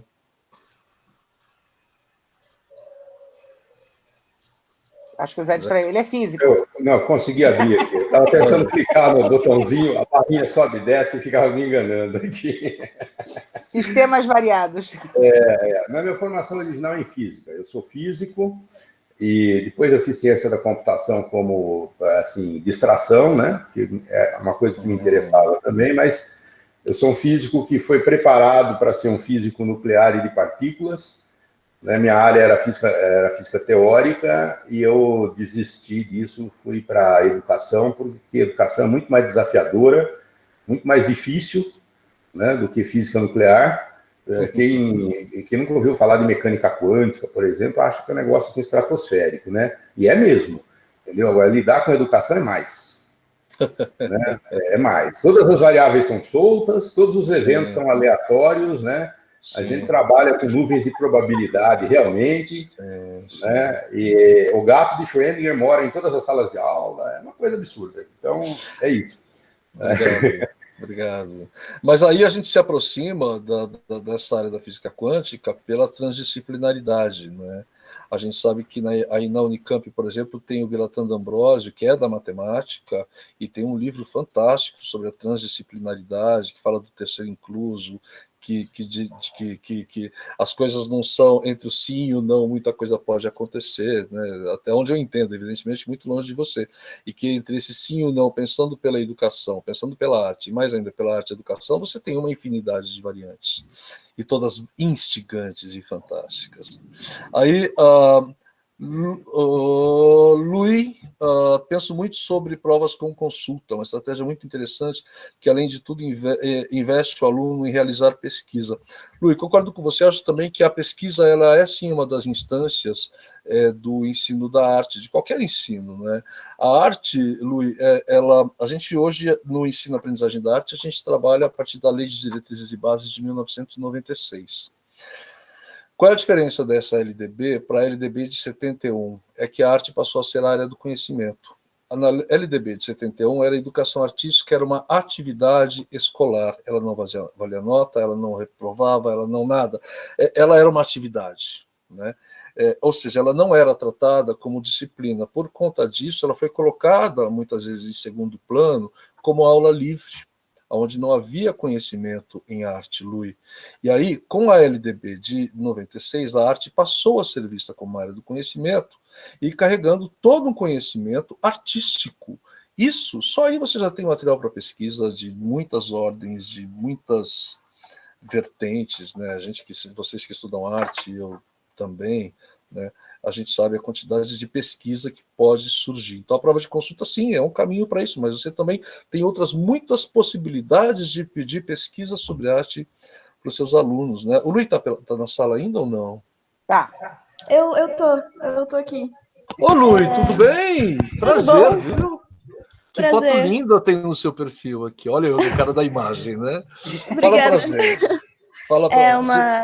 se tiver mais gente aí do seu lado... Peraí. Se tiver mais gente aí do seu lado, abraço. Prazer em conhecer vocês, tá bom? Sintam-se todos e todas muito bem-vindos. Pode falar, Luiz. Oi. Sobre a imagem que você falou, muito obrigada. É uma colagem de Photoshop que eu fiz. Então, fico muito feliz com o elogio.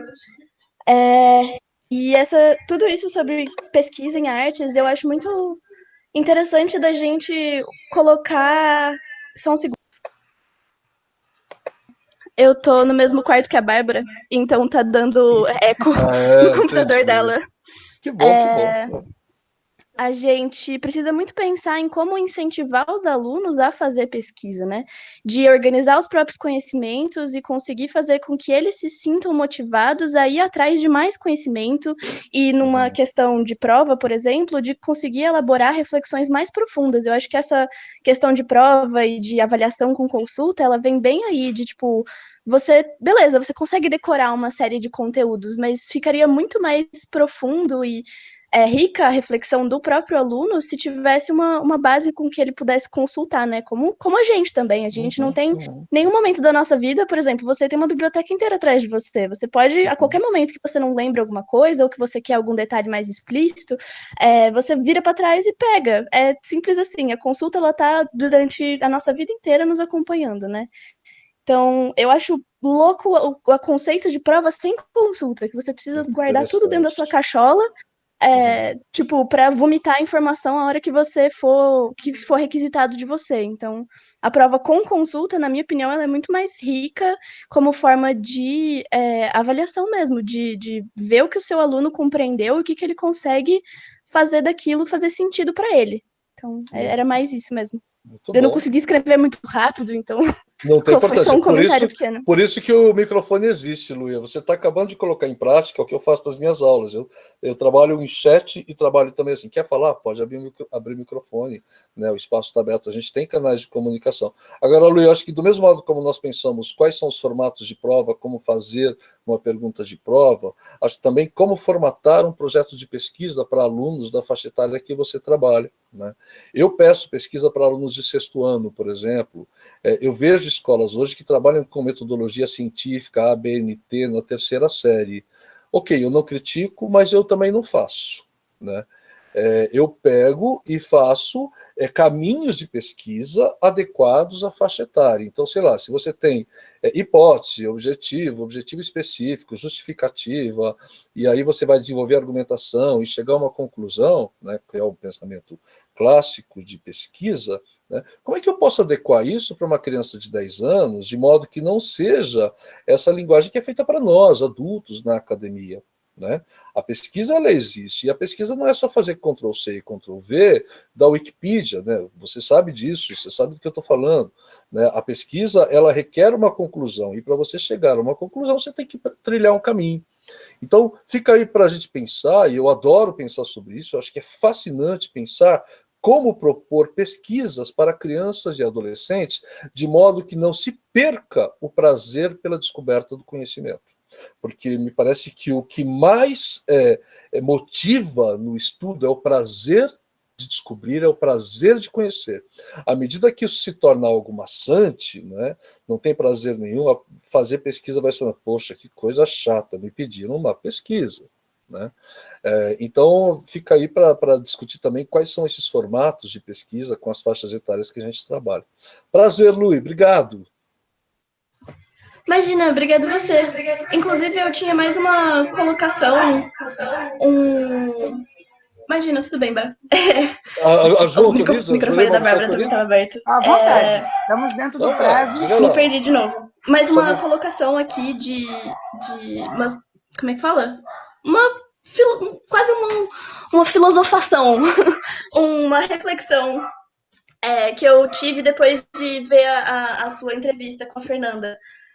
Que você fala muito sobre a dificuldade do professor que está em sala de aula, que tem métodos de ensino, tipo, de lousa, essas coisas, para ele transpor para o virtual, né? E que, tipo, como não é necessário fazer uma coisa, apresentações de PowerPoint e tudo mais, é só ele voltar na lousa e no giz e ele vai conseguir fazer funcionar a aula que ele tinha para dar, o conteúdo que ele tinha para passar, as reflexões que ele tinha para proporcionar. Só te atrapalhando um pouquinho, Lu, que o Zé Carlos vai precisar sair. Brigadíssimo por ter Obrigado, Zé Carlos. Prazer, Zé Carlos. Prazer.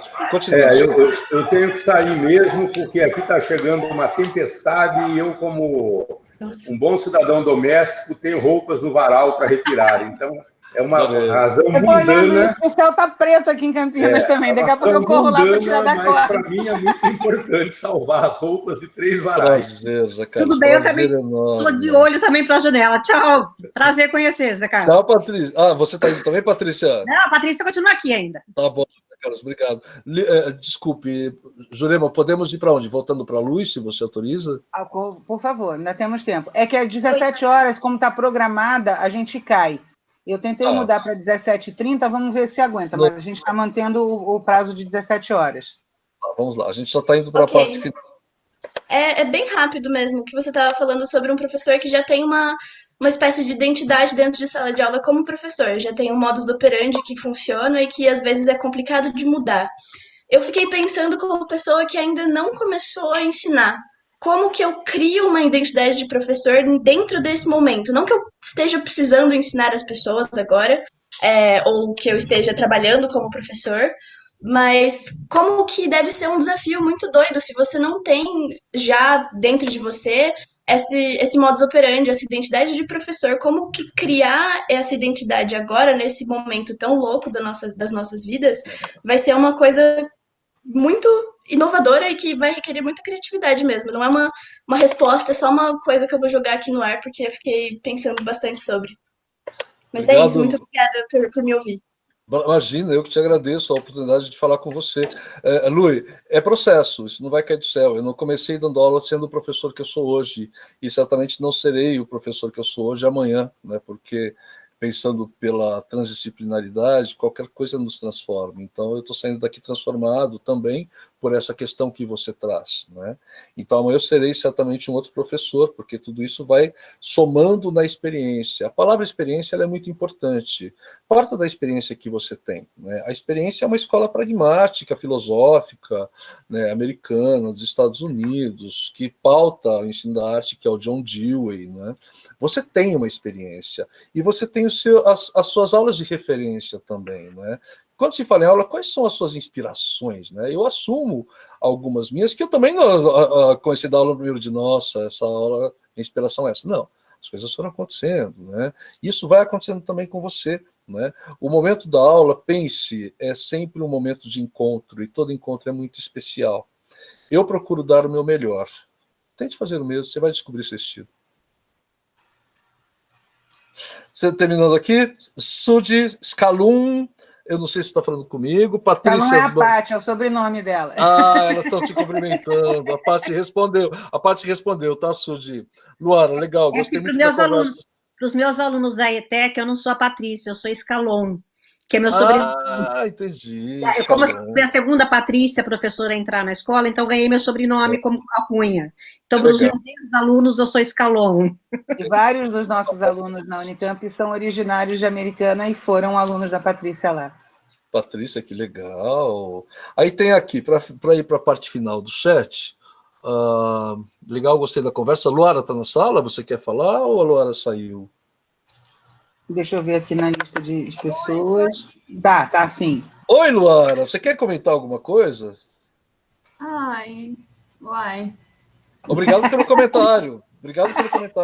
Então, foi muito legal conhecer todos vocês. Meio que vocês acabaram falando muita coisa que eu já estava meio que pensando, assim, que já foi meio que se formando no meu imaginário em relação às problematizações mesmo que esse novo formato de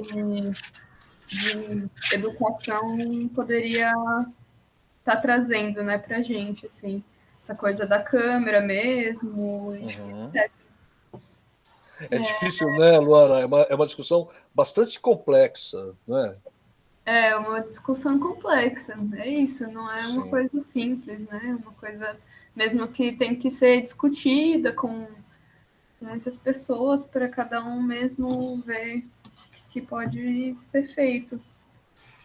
Porque é isso, né? A gente está meio que numa espécie de... Tipo, a gente meio que foi forçado a isso, né? Então, eu não sei, é uma situação nova mesmo para ser encarada como... Não sei, ela é real, né? Ela tem, tipo, acho que bastante coisa já para embasar uma certa teoria com relação a isso, mas mesmo assim é isso, são as nossas experiências mesmo que está meio que realizando todo esse processo, assim, ou não realizando. Então, é meio que isso mesmo, é saber que a gente está meio que juntos nessa imersão, né, com relação ao isolamento social e outras tantas dificuldades que a gente está tendo que enfrentar. Eu acho que o que traz um pouco de conforto, Laura, é que é novo para todo mundo. Não é? É novo para você, é novo para mim, é novo para as famílias.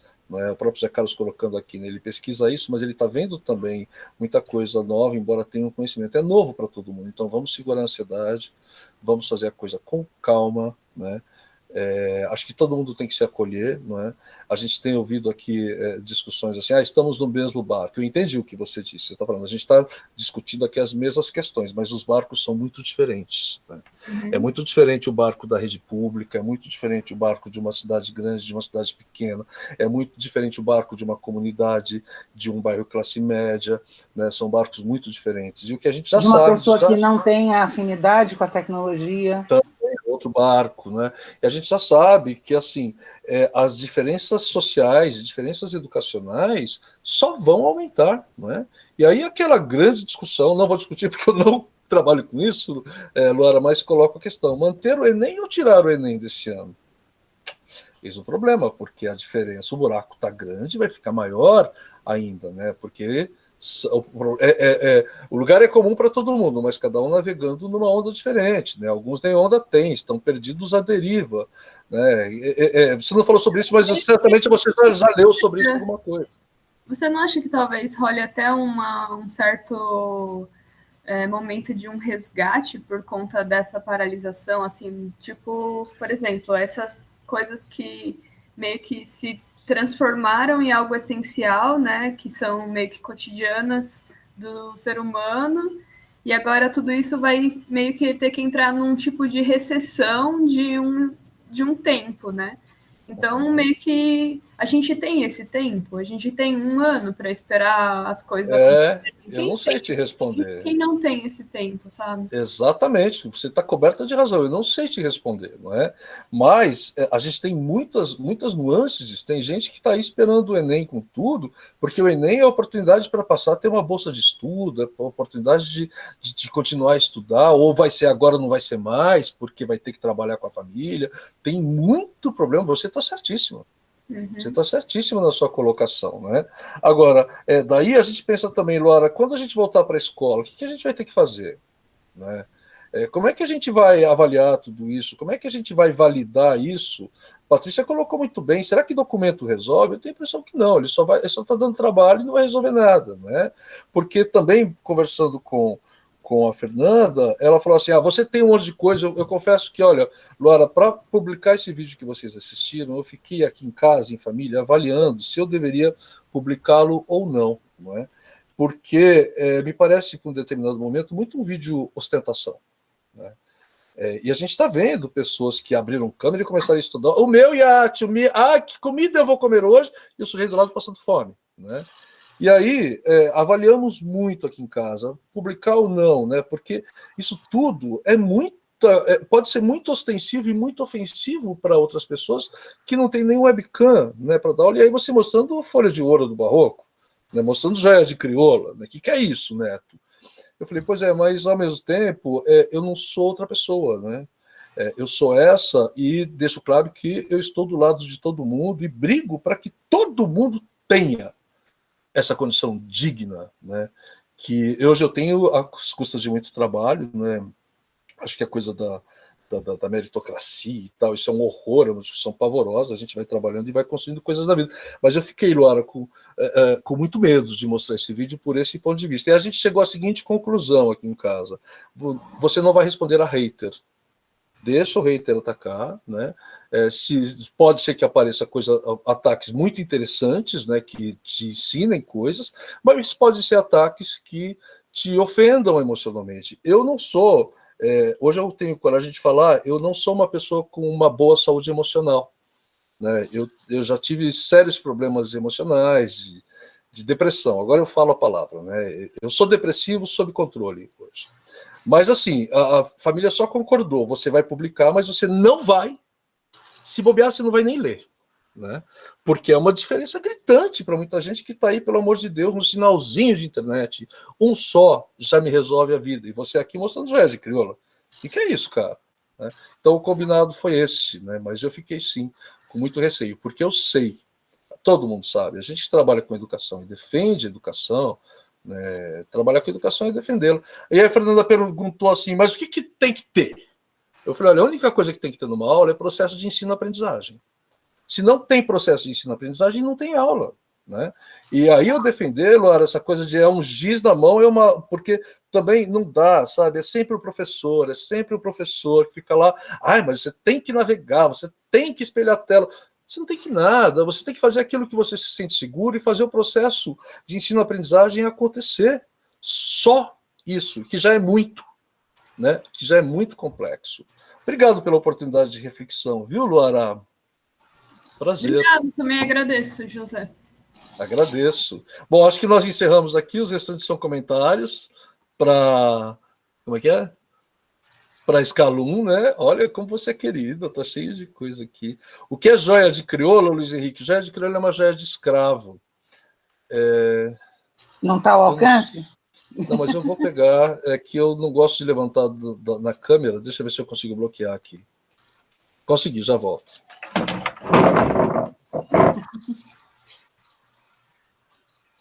É que na entrevista, Luiz Henrique, que está gravada e que está no Classroom, o Neto mostrou um exemplo de aula dele, e ele mostrou, quando ele fala de joia de crioula, que ele mostra um exemplar de joia de crioula. Ele falou isso na entrevista, acho que é essa referência que ele está fazendo. E ele vai buscar a joia para mostrar. Dá para ver? Dá para ver? São os famosos balangandãs que a Carmen Miranda canta, né? Os balangandãs da Baiana. Eu tenho alguns aqui na pulseira. Isso não é uma joia de ouro. Agora entendi. Ô, Luiz, que bom que você está falando. Não, eu estou aqui acompanhando, só não estou falando. Eu sei, que bom que você abriu o microfone. Prazer. Prazer. Obrigado por estar aí, né? Obrigado, ele. Eu estou assistindo sua entrevista, não acabei ainda, acho que eu estou com 1h e pouco, estou no final. Mas eu perdi essa hora, eu perdi essa hora da joia da crioula ainda. No finalzinho. Você falou 2 vezes disso, eu falei, cara, viagem. Tá no finalzinho. Inclusive, a primeira coisa que eu olhei aqui no seu fundo foi o... Olha que bonito esse livro. Joias de crioula. Bem bonito. Foi essa organização dos objetos que você colocou no fundo. Que era uma coisa que você falou também lá, né? Que você reorganiza para cada... Sim. Então, uma observação que está bem legal. Obrigado. Aqui tem várias aulas escondidas, Luiz, né? Aqui tem aula de arte e ecologia, esse é um trabalho da Efigênia Rolim, ela mora hoje no Paraná. Ela era uma catadora de lixo, né? E um dia ela não tinha dinheiro não conseguiu lixo suficiente para mandar para casa. Estou romantizando, resumindo. Que ela ficou com vergonha de pedir esmola, então ela fez um boneco com o lixo que ela tinha na mão, e o boneco cantava na esquina e falava: me dá uma esmolinha, me dá uma esmolinha. E surgiu a Tibúrcia. Essa aqui é uma mini Tibúrcia, ela hoje faz centenas de Tibúrcia. A Tibúrcia mudou a vida dela, é um trabalho de arte e ecologia. Aqui é Salvador Dalí, aqui é linguagem visual, estudos de luz. Ali é o Hokusai, não é? Ali atrás de você é o Hokusai. Todo mundo fala do Hokusai aqui atrás, né? Gravura, são os mangás completos do Hokusai, numa edição francesa, lindíssimo. Isso aqui eu ganhei de presente, que é muito caro, não tinha dinheiro para comprar isso, não. É presente da família. Mas, aqui aula de desenho de estrutura, como desenhar estrutura para desenhar um objeto qualquer, né? A minha lousa está aqui, essa é a minha lousa. O desenho da garrafa está aqui também, estrutura visível e invisível, né? Enfim, são recursos que... Eu estou usando os recursos que eu tenho também, né? A única coisa que eu comprei foi um fundo verde que está guardado aqui para fazer chroma key. Porque aqui nesse ambiente não sei se dá para fazer chroma key, mas o zoom dá para fazer. Você tem a opção de colar fundo lá. Aqui tem um palco. A gente não está com a ferramenta habilitada no Meet da Unicamp. O Meet permite, a gente não está com essa ferramenta habilitada ainda. Esse é um palco. Esse marionete aqui, ele dá aulas de corpo no meu lugar. A gente está fazendo aulas de corpo muito limitadas, Luiz, na escola que eu trabalho, por medo de acidentes. A gente não sabe qual é a realidade das crianças nos outros lugares. Então a gente só está demonstrando performances, esse tipo de coisa. Quem faz as performances, você vai ver no final do vídeo esse marionete. Aqui é o meu elenco, está prontinho já para a gente fazer cenário, figurino da peça Hamlet. Esse é o Rei Bernardo, né, ele é inteiro de ouro, você pode ver. Os alunos vão trabalhar com os materiais que eles têm em mãos. Cadê o cavalo? O cavalo é legal, eu gosto do cavalo. Porra, Esse é o cavalo. E eu só queria dizer que isso é muito massa, assim, muito importante. Pensar que você dá aula para o ensino fundamental e está preocupado com essa questão do espaço. Agora essa coisa do corpo. Fico pensando, se eu estivesse na minha casa, né, eu moro numa favela aqui em São Paulo, eu não ia ter espaço para dançar, né? Tipo, se eu estivesse fazendo dança, porque eu não ia ter espaço. Então, eu acho importante estar ouvindo e ter esse cuidado, né, enquanto educador, que é algo que eu quero ter e propagar nas minhas atividades, né, futuramente. Mas então, queria parabenizar, que é um cuidado humano e é essencial, né, para estar nesse lugar de professor. Obrigado, Luiz. Luiz, eu tomo cuidado também com os materiais, tá? Ninguém está, eu não estou deixando ninguém usar tinta, porque se cai tinta no teclado, no celular, acabou, né? Não tem mais aula, né? Não estou deixando também ninguém usar material tóxico, nem uma canetinha, Luiz, que tem um cheiro um pouco mais forte. Quer dizer, eu não tenho controle, né? Mas a primeira coisa que eu faço, organizo minha sala de aula, mostro que, ó, vai acontecer assim, assim, assim, assado, e que vocês não devem fazer. Todo mundo vai ficar aulas de corpo, né? Vocês vão assistir só, ninguém vai fazer. E materiais, nada tóxico, nada úmido. Se não tem papel aí, porque o seu bloco de desenho foi na casa da sua avó e ela está, além de quarentena, protegida, você não vai lá buscar. Você vai fazer com o papel que você tiver. Está rasgado, está sujo, não tem problema, é com esse papel que você vai fazer. Né? E eu tenho certeza que você é capaz de tirar coisas lindas de um papel qualquer que tenha aí por perto. Né?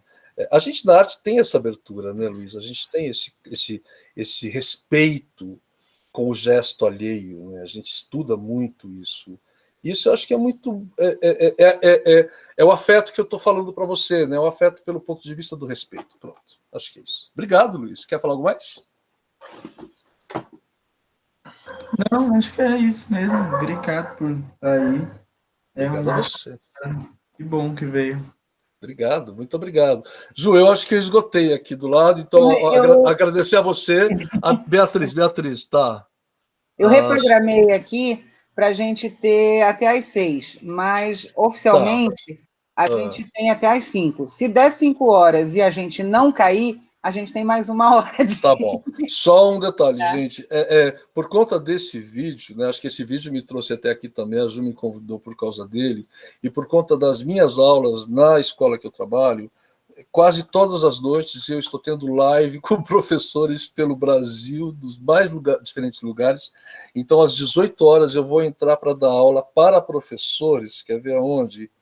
Em Canarana, no Mato Grosso.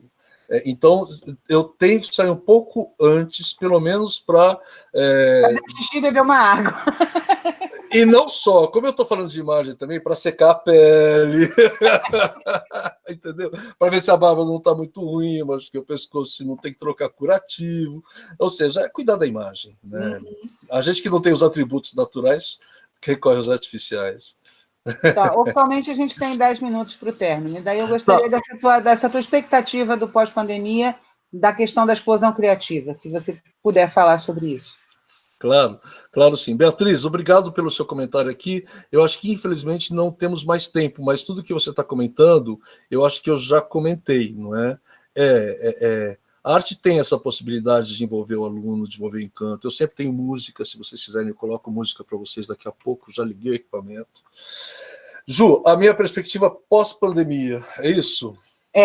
Olha, a escola ela vai ter sim que pensar como receber os nossos alunos, né? Como checar essa aprendizagem, né? Se for necessário, eu sou a favor sim da gente fazer revisão, recuperação, alinhamento. Eu gosto mais da palavra alinhamento, né? Porque eu acho que no alinhamento não é só aluno que está sendo alinhado, é professor também. Eu vou me alinhar às necessidades dos meus alunos, né? Então fazer aquela avaliação diagnóstica, né? Em vários instrumentos de avaliação, inclusive na conversa, na mediação, quando a gente chega para uma turma e a gente abre para uma conversa ou lança um trabalho muito aberto numa primeira aula, você está fazendo a sua avaliação diagnóstica para saber aonde cada um dos seus alunos se encontra, inclusive para achar o tom da sua aula, né? Essa avaliação diagnóstica, acho que ela vai ter que ser feita novamente, né? Porque, veja, Ju, todo começo de ano a gente tem os nossos combinados com os nossos alunos, com as nossas turmas, né? A gente organiza tudo. Passamos por um segundo combinado, por uma segunda reorganização, que foi a sala de aula virtual. E agora passaremos por um terceiro ainda esse ano, que é reorganizar tudo isso, não é? E, assim, estar do lado dos alunos, né? Dá muito trabalho. Eu disse lá, eu não sou nem um pouco romântico quando estou trabalhando, posso ser na vida, mas no trabalho eu sou bastante, procuro fundamentação, né, para não partir de um ponto de vista só pragmático, que é a pergunta que você me faz, embora eu seja um pragmático, porque estudo Dewey, né, parto da experiência. Então, acho que pelo ponto de vista da escola, a gente vai ter que fazer tudo isso, né, e tendo em vista o seguinte, o aluno não pode ser prejudicado. Acho que é o primeiro ponto, né? O aluno não pode ser prejudicado. Isso está acontecendo com todo mundo, então o que tiver que ser feito para que alunos não sejam prejudicados, né? Se terá Enem, se é que a gente vai ter tempo para preparar, que o aluno vá preparado para o Enem, né? Que a gente faça esse tipo de trabalho. Pelo ponto de vista da arte, né, eu continuo pensando exatamente nisso, né? A gente vai sim fazer coisas maravilhosas. Eu acho importante a gente estar unido para fazer essas coisas maravilhosas, né? O exemplo que eu cito do Renascimento como resposta à peste negra é fantástico, né? O humanismo passa a ocupar o centro das discussões na Europa, não é à toa, porque é justamente isso que a gente está vendo.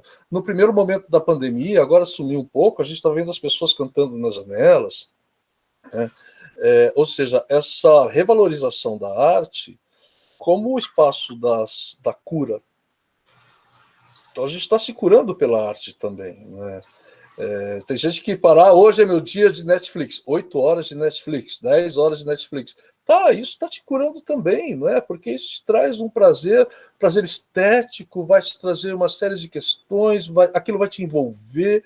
Eu não sou contra a arte como entretenimento, acho que a boa arte entretém também, né? Podemos discutir, né, a questão da indústria cultural, do entretenimento, da coisa da alienação, né, que o entretenimento te aliena, enquanto isso eu me mantenho no poder, porque você está alienado, e enquanto isso eu estou no poder e ainda fico com o seu dinheiro, porque eu vou cobrar caro para você entrar no cinema e ser entretido. Eu entendo tudo isso, mas eu não sou contra a arte como entretenimento, né? Ela traz, sim, a boa arte também entretém. A boa arte vai além disso. Então, eu tenho essa perspectiva, assim, né, que nós, os jovens artistas, aqui nesse nosso encontro, está cheio de jovens artistas, brilhem, gente, né, tragam a porção de beleza que vocês têm, né, que todo artista tem, tragam, revelem. A primeira oportunidade que tiver de mostrar para o mundo isso, mostre. Essa é a minha perspectiva, né? O livro do Rui Castro é fantástico, Metrópole à beira-mar, é maravilhoso, maravilhoso. Eu estou no comecinho só dele, né? Hoje saiu uma outra resenha em algum lugar que eu já li aqui no horário de almoço, e que a gente lê o tempo todo, a gente trabalha com pesquisa, está sempre fuçando, né, Ju? Mas assim, a minha perspectiva... Na fila, o do Rui Castro está na fila. A perspectiva que eu tenho é essa, pelo ponto de vista da escola, a gente tem muita coisa para fazer, pensando pelo ponto positivo, o aluno não pode ser prejudicado, e não deve ser, não é? E pelo ponto de vista da arte e vida, coisas maravilhosas a gente ainda vai fazer. Neto, eu vou encaminhar a despedida, porque vai dar 17 horas agora, e eu tenho quase certeza que vai cair. Tá bom, tá bom, tá bom. Primeiro, eu queria te agradecer muito, muito, muito o convite. Você sabe que eu te amo, também, né? Que eu sou fã, tá? E que sempre que possível eu gosto de estar você por perto, você me faz... É uma das pessoas que me faz pensar, e eu gosto demais que ele me faz pensar. Tá? E gostei demais da tua participação. Espero que os alunos também tenham usufruído. A gente está no momento da disciplina agora que eles estão fazendo projetos para editais, né? A disciplina é de pesquisa, ela tem 2 momentos, um de pesquisa acadêmica, projetos de pesquisa acadêmica, e outro de projetos para atendimento de editais. Esse segundo momento é o que a gente está vivendo agora, sem muitas exigências, até porque do nosso contrato pedagógico, que foi citado aqui, oficialmente a gente teria que fazer os 2. A gente está num momento de quem conseguir fazer os 2 faz os 2, quem conseguir fazer um faz um, né? Ou já fez o de pesquisa acadêmica para o edital de iniciação científica, ou os editais artísticos agora. Então eu não tô cobrando esse produtivismo, até porque eu não dou conta desse produtivismo, né? E espero que eles tenham curtido, né, esse momento. Eu sempre acho que você tem coisas boas para falar, sempre gosto de te ouvir. Muito obrigada por ter aceitado. Obrigado. Eu lamento não poder retribuir à altura, não é? Porque essas são sempre oportunidades da universidade. Como eu não estou na universidade, é difícil retribuir, é difícil abrir espaço na educação de base para chamar os parceiros, né, as pessoas queridas como você, né? E agora eu estou vendo a Patrícia aqui, que é queridíssima e americana, né? Chamar para esse bate-papo, né? Então eu peço desculpas por não poder retribuir nesse momento, mas certamente você espero novas oportunidades para isso. Pode chamar, eu vou correndo, onde você mandar, Pode falar, Neto, vem, eu vou. É o maior prazer. Neto, eu quero te agradecer demais, aprendi demais contigo. Tá aqui um monte de coisa anotada, né? Mania de anotar. Aprendi demais, gostei demais. Muito obrigada pela fala. E Ju, muito obrigada pelo convite. Amém. Achei que você ia gostar, Paty. Nossa, Obrigado. Muito obrigada. Obrigado. No vídeo tem meu e-mail. Pode escrever para o meu e-mail. Eu estou demorando um pouco para responder, porque a gente está trabalhando das 6h30 da manhã, 1h, mas eu respondo. Você me autoriza a botar no Classroom, no teu e-mail? Já está no vídeo. Quando você pega lá no vídeo, mas pode colocar, jmineirinha. É institucional na Unicamp, né? Então eu preciso da autorização formal. Você me autoriza a botar os teus contatos no vídeo. Pode colocar. No Classroom, no ambiente, né? Mas a gente tem que lidar com essas coisas. Aconteceu uma coisa muito, muito bizarra, um minutinho para acabar, mas uma aluna entrou em contato com uma instituição e a instituição pediu para dar entrevista para ela um ofício formal da Unicamp com carimbo e assinatura do coordenador. Uau! E como é que eu consigo isso? Carimbo a essa altura? Não, né? Não, mesmo que eu vá até a Unicamp, eu não moro longe, dá 4 quilômetros da minha casa na Unicamp, mas está fechado. É verdade. Né? Então, essas bizarrices que a gente está tendo que enfrentar, tudo isso faz parte. Muito, muito, muito, muito, muito obrigada a você, beijão, e que isso passe logo para a gente botar em prática a nossa combinação de um porre. Nós combinamos um porre já, Paty, no final dessa pandemia. Eu vou precisar de um fígado novo, de tantos porre que eu já combinei. Pelo amor de Deus, não esqueça de mim. Tá bom, combinado, então. Vamos nos encontrar no porre. Obrigadão, né? Tá bom. E, garotada, até a próxima semana. Tchau. Aqui, gente, só chamar. Obrigado, Ju.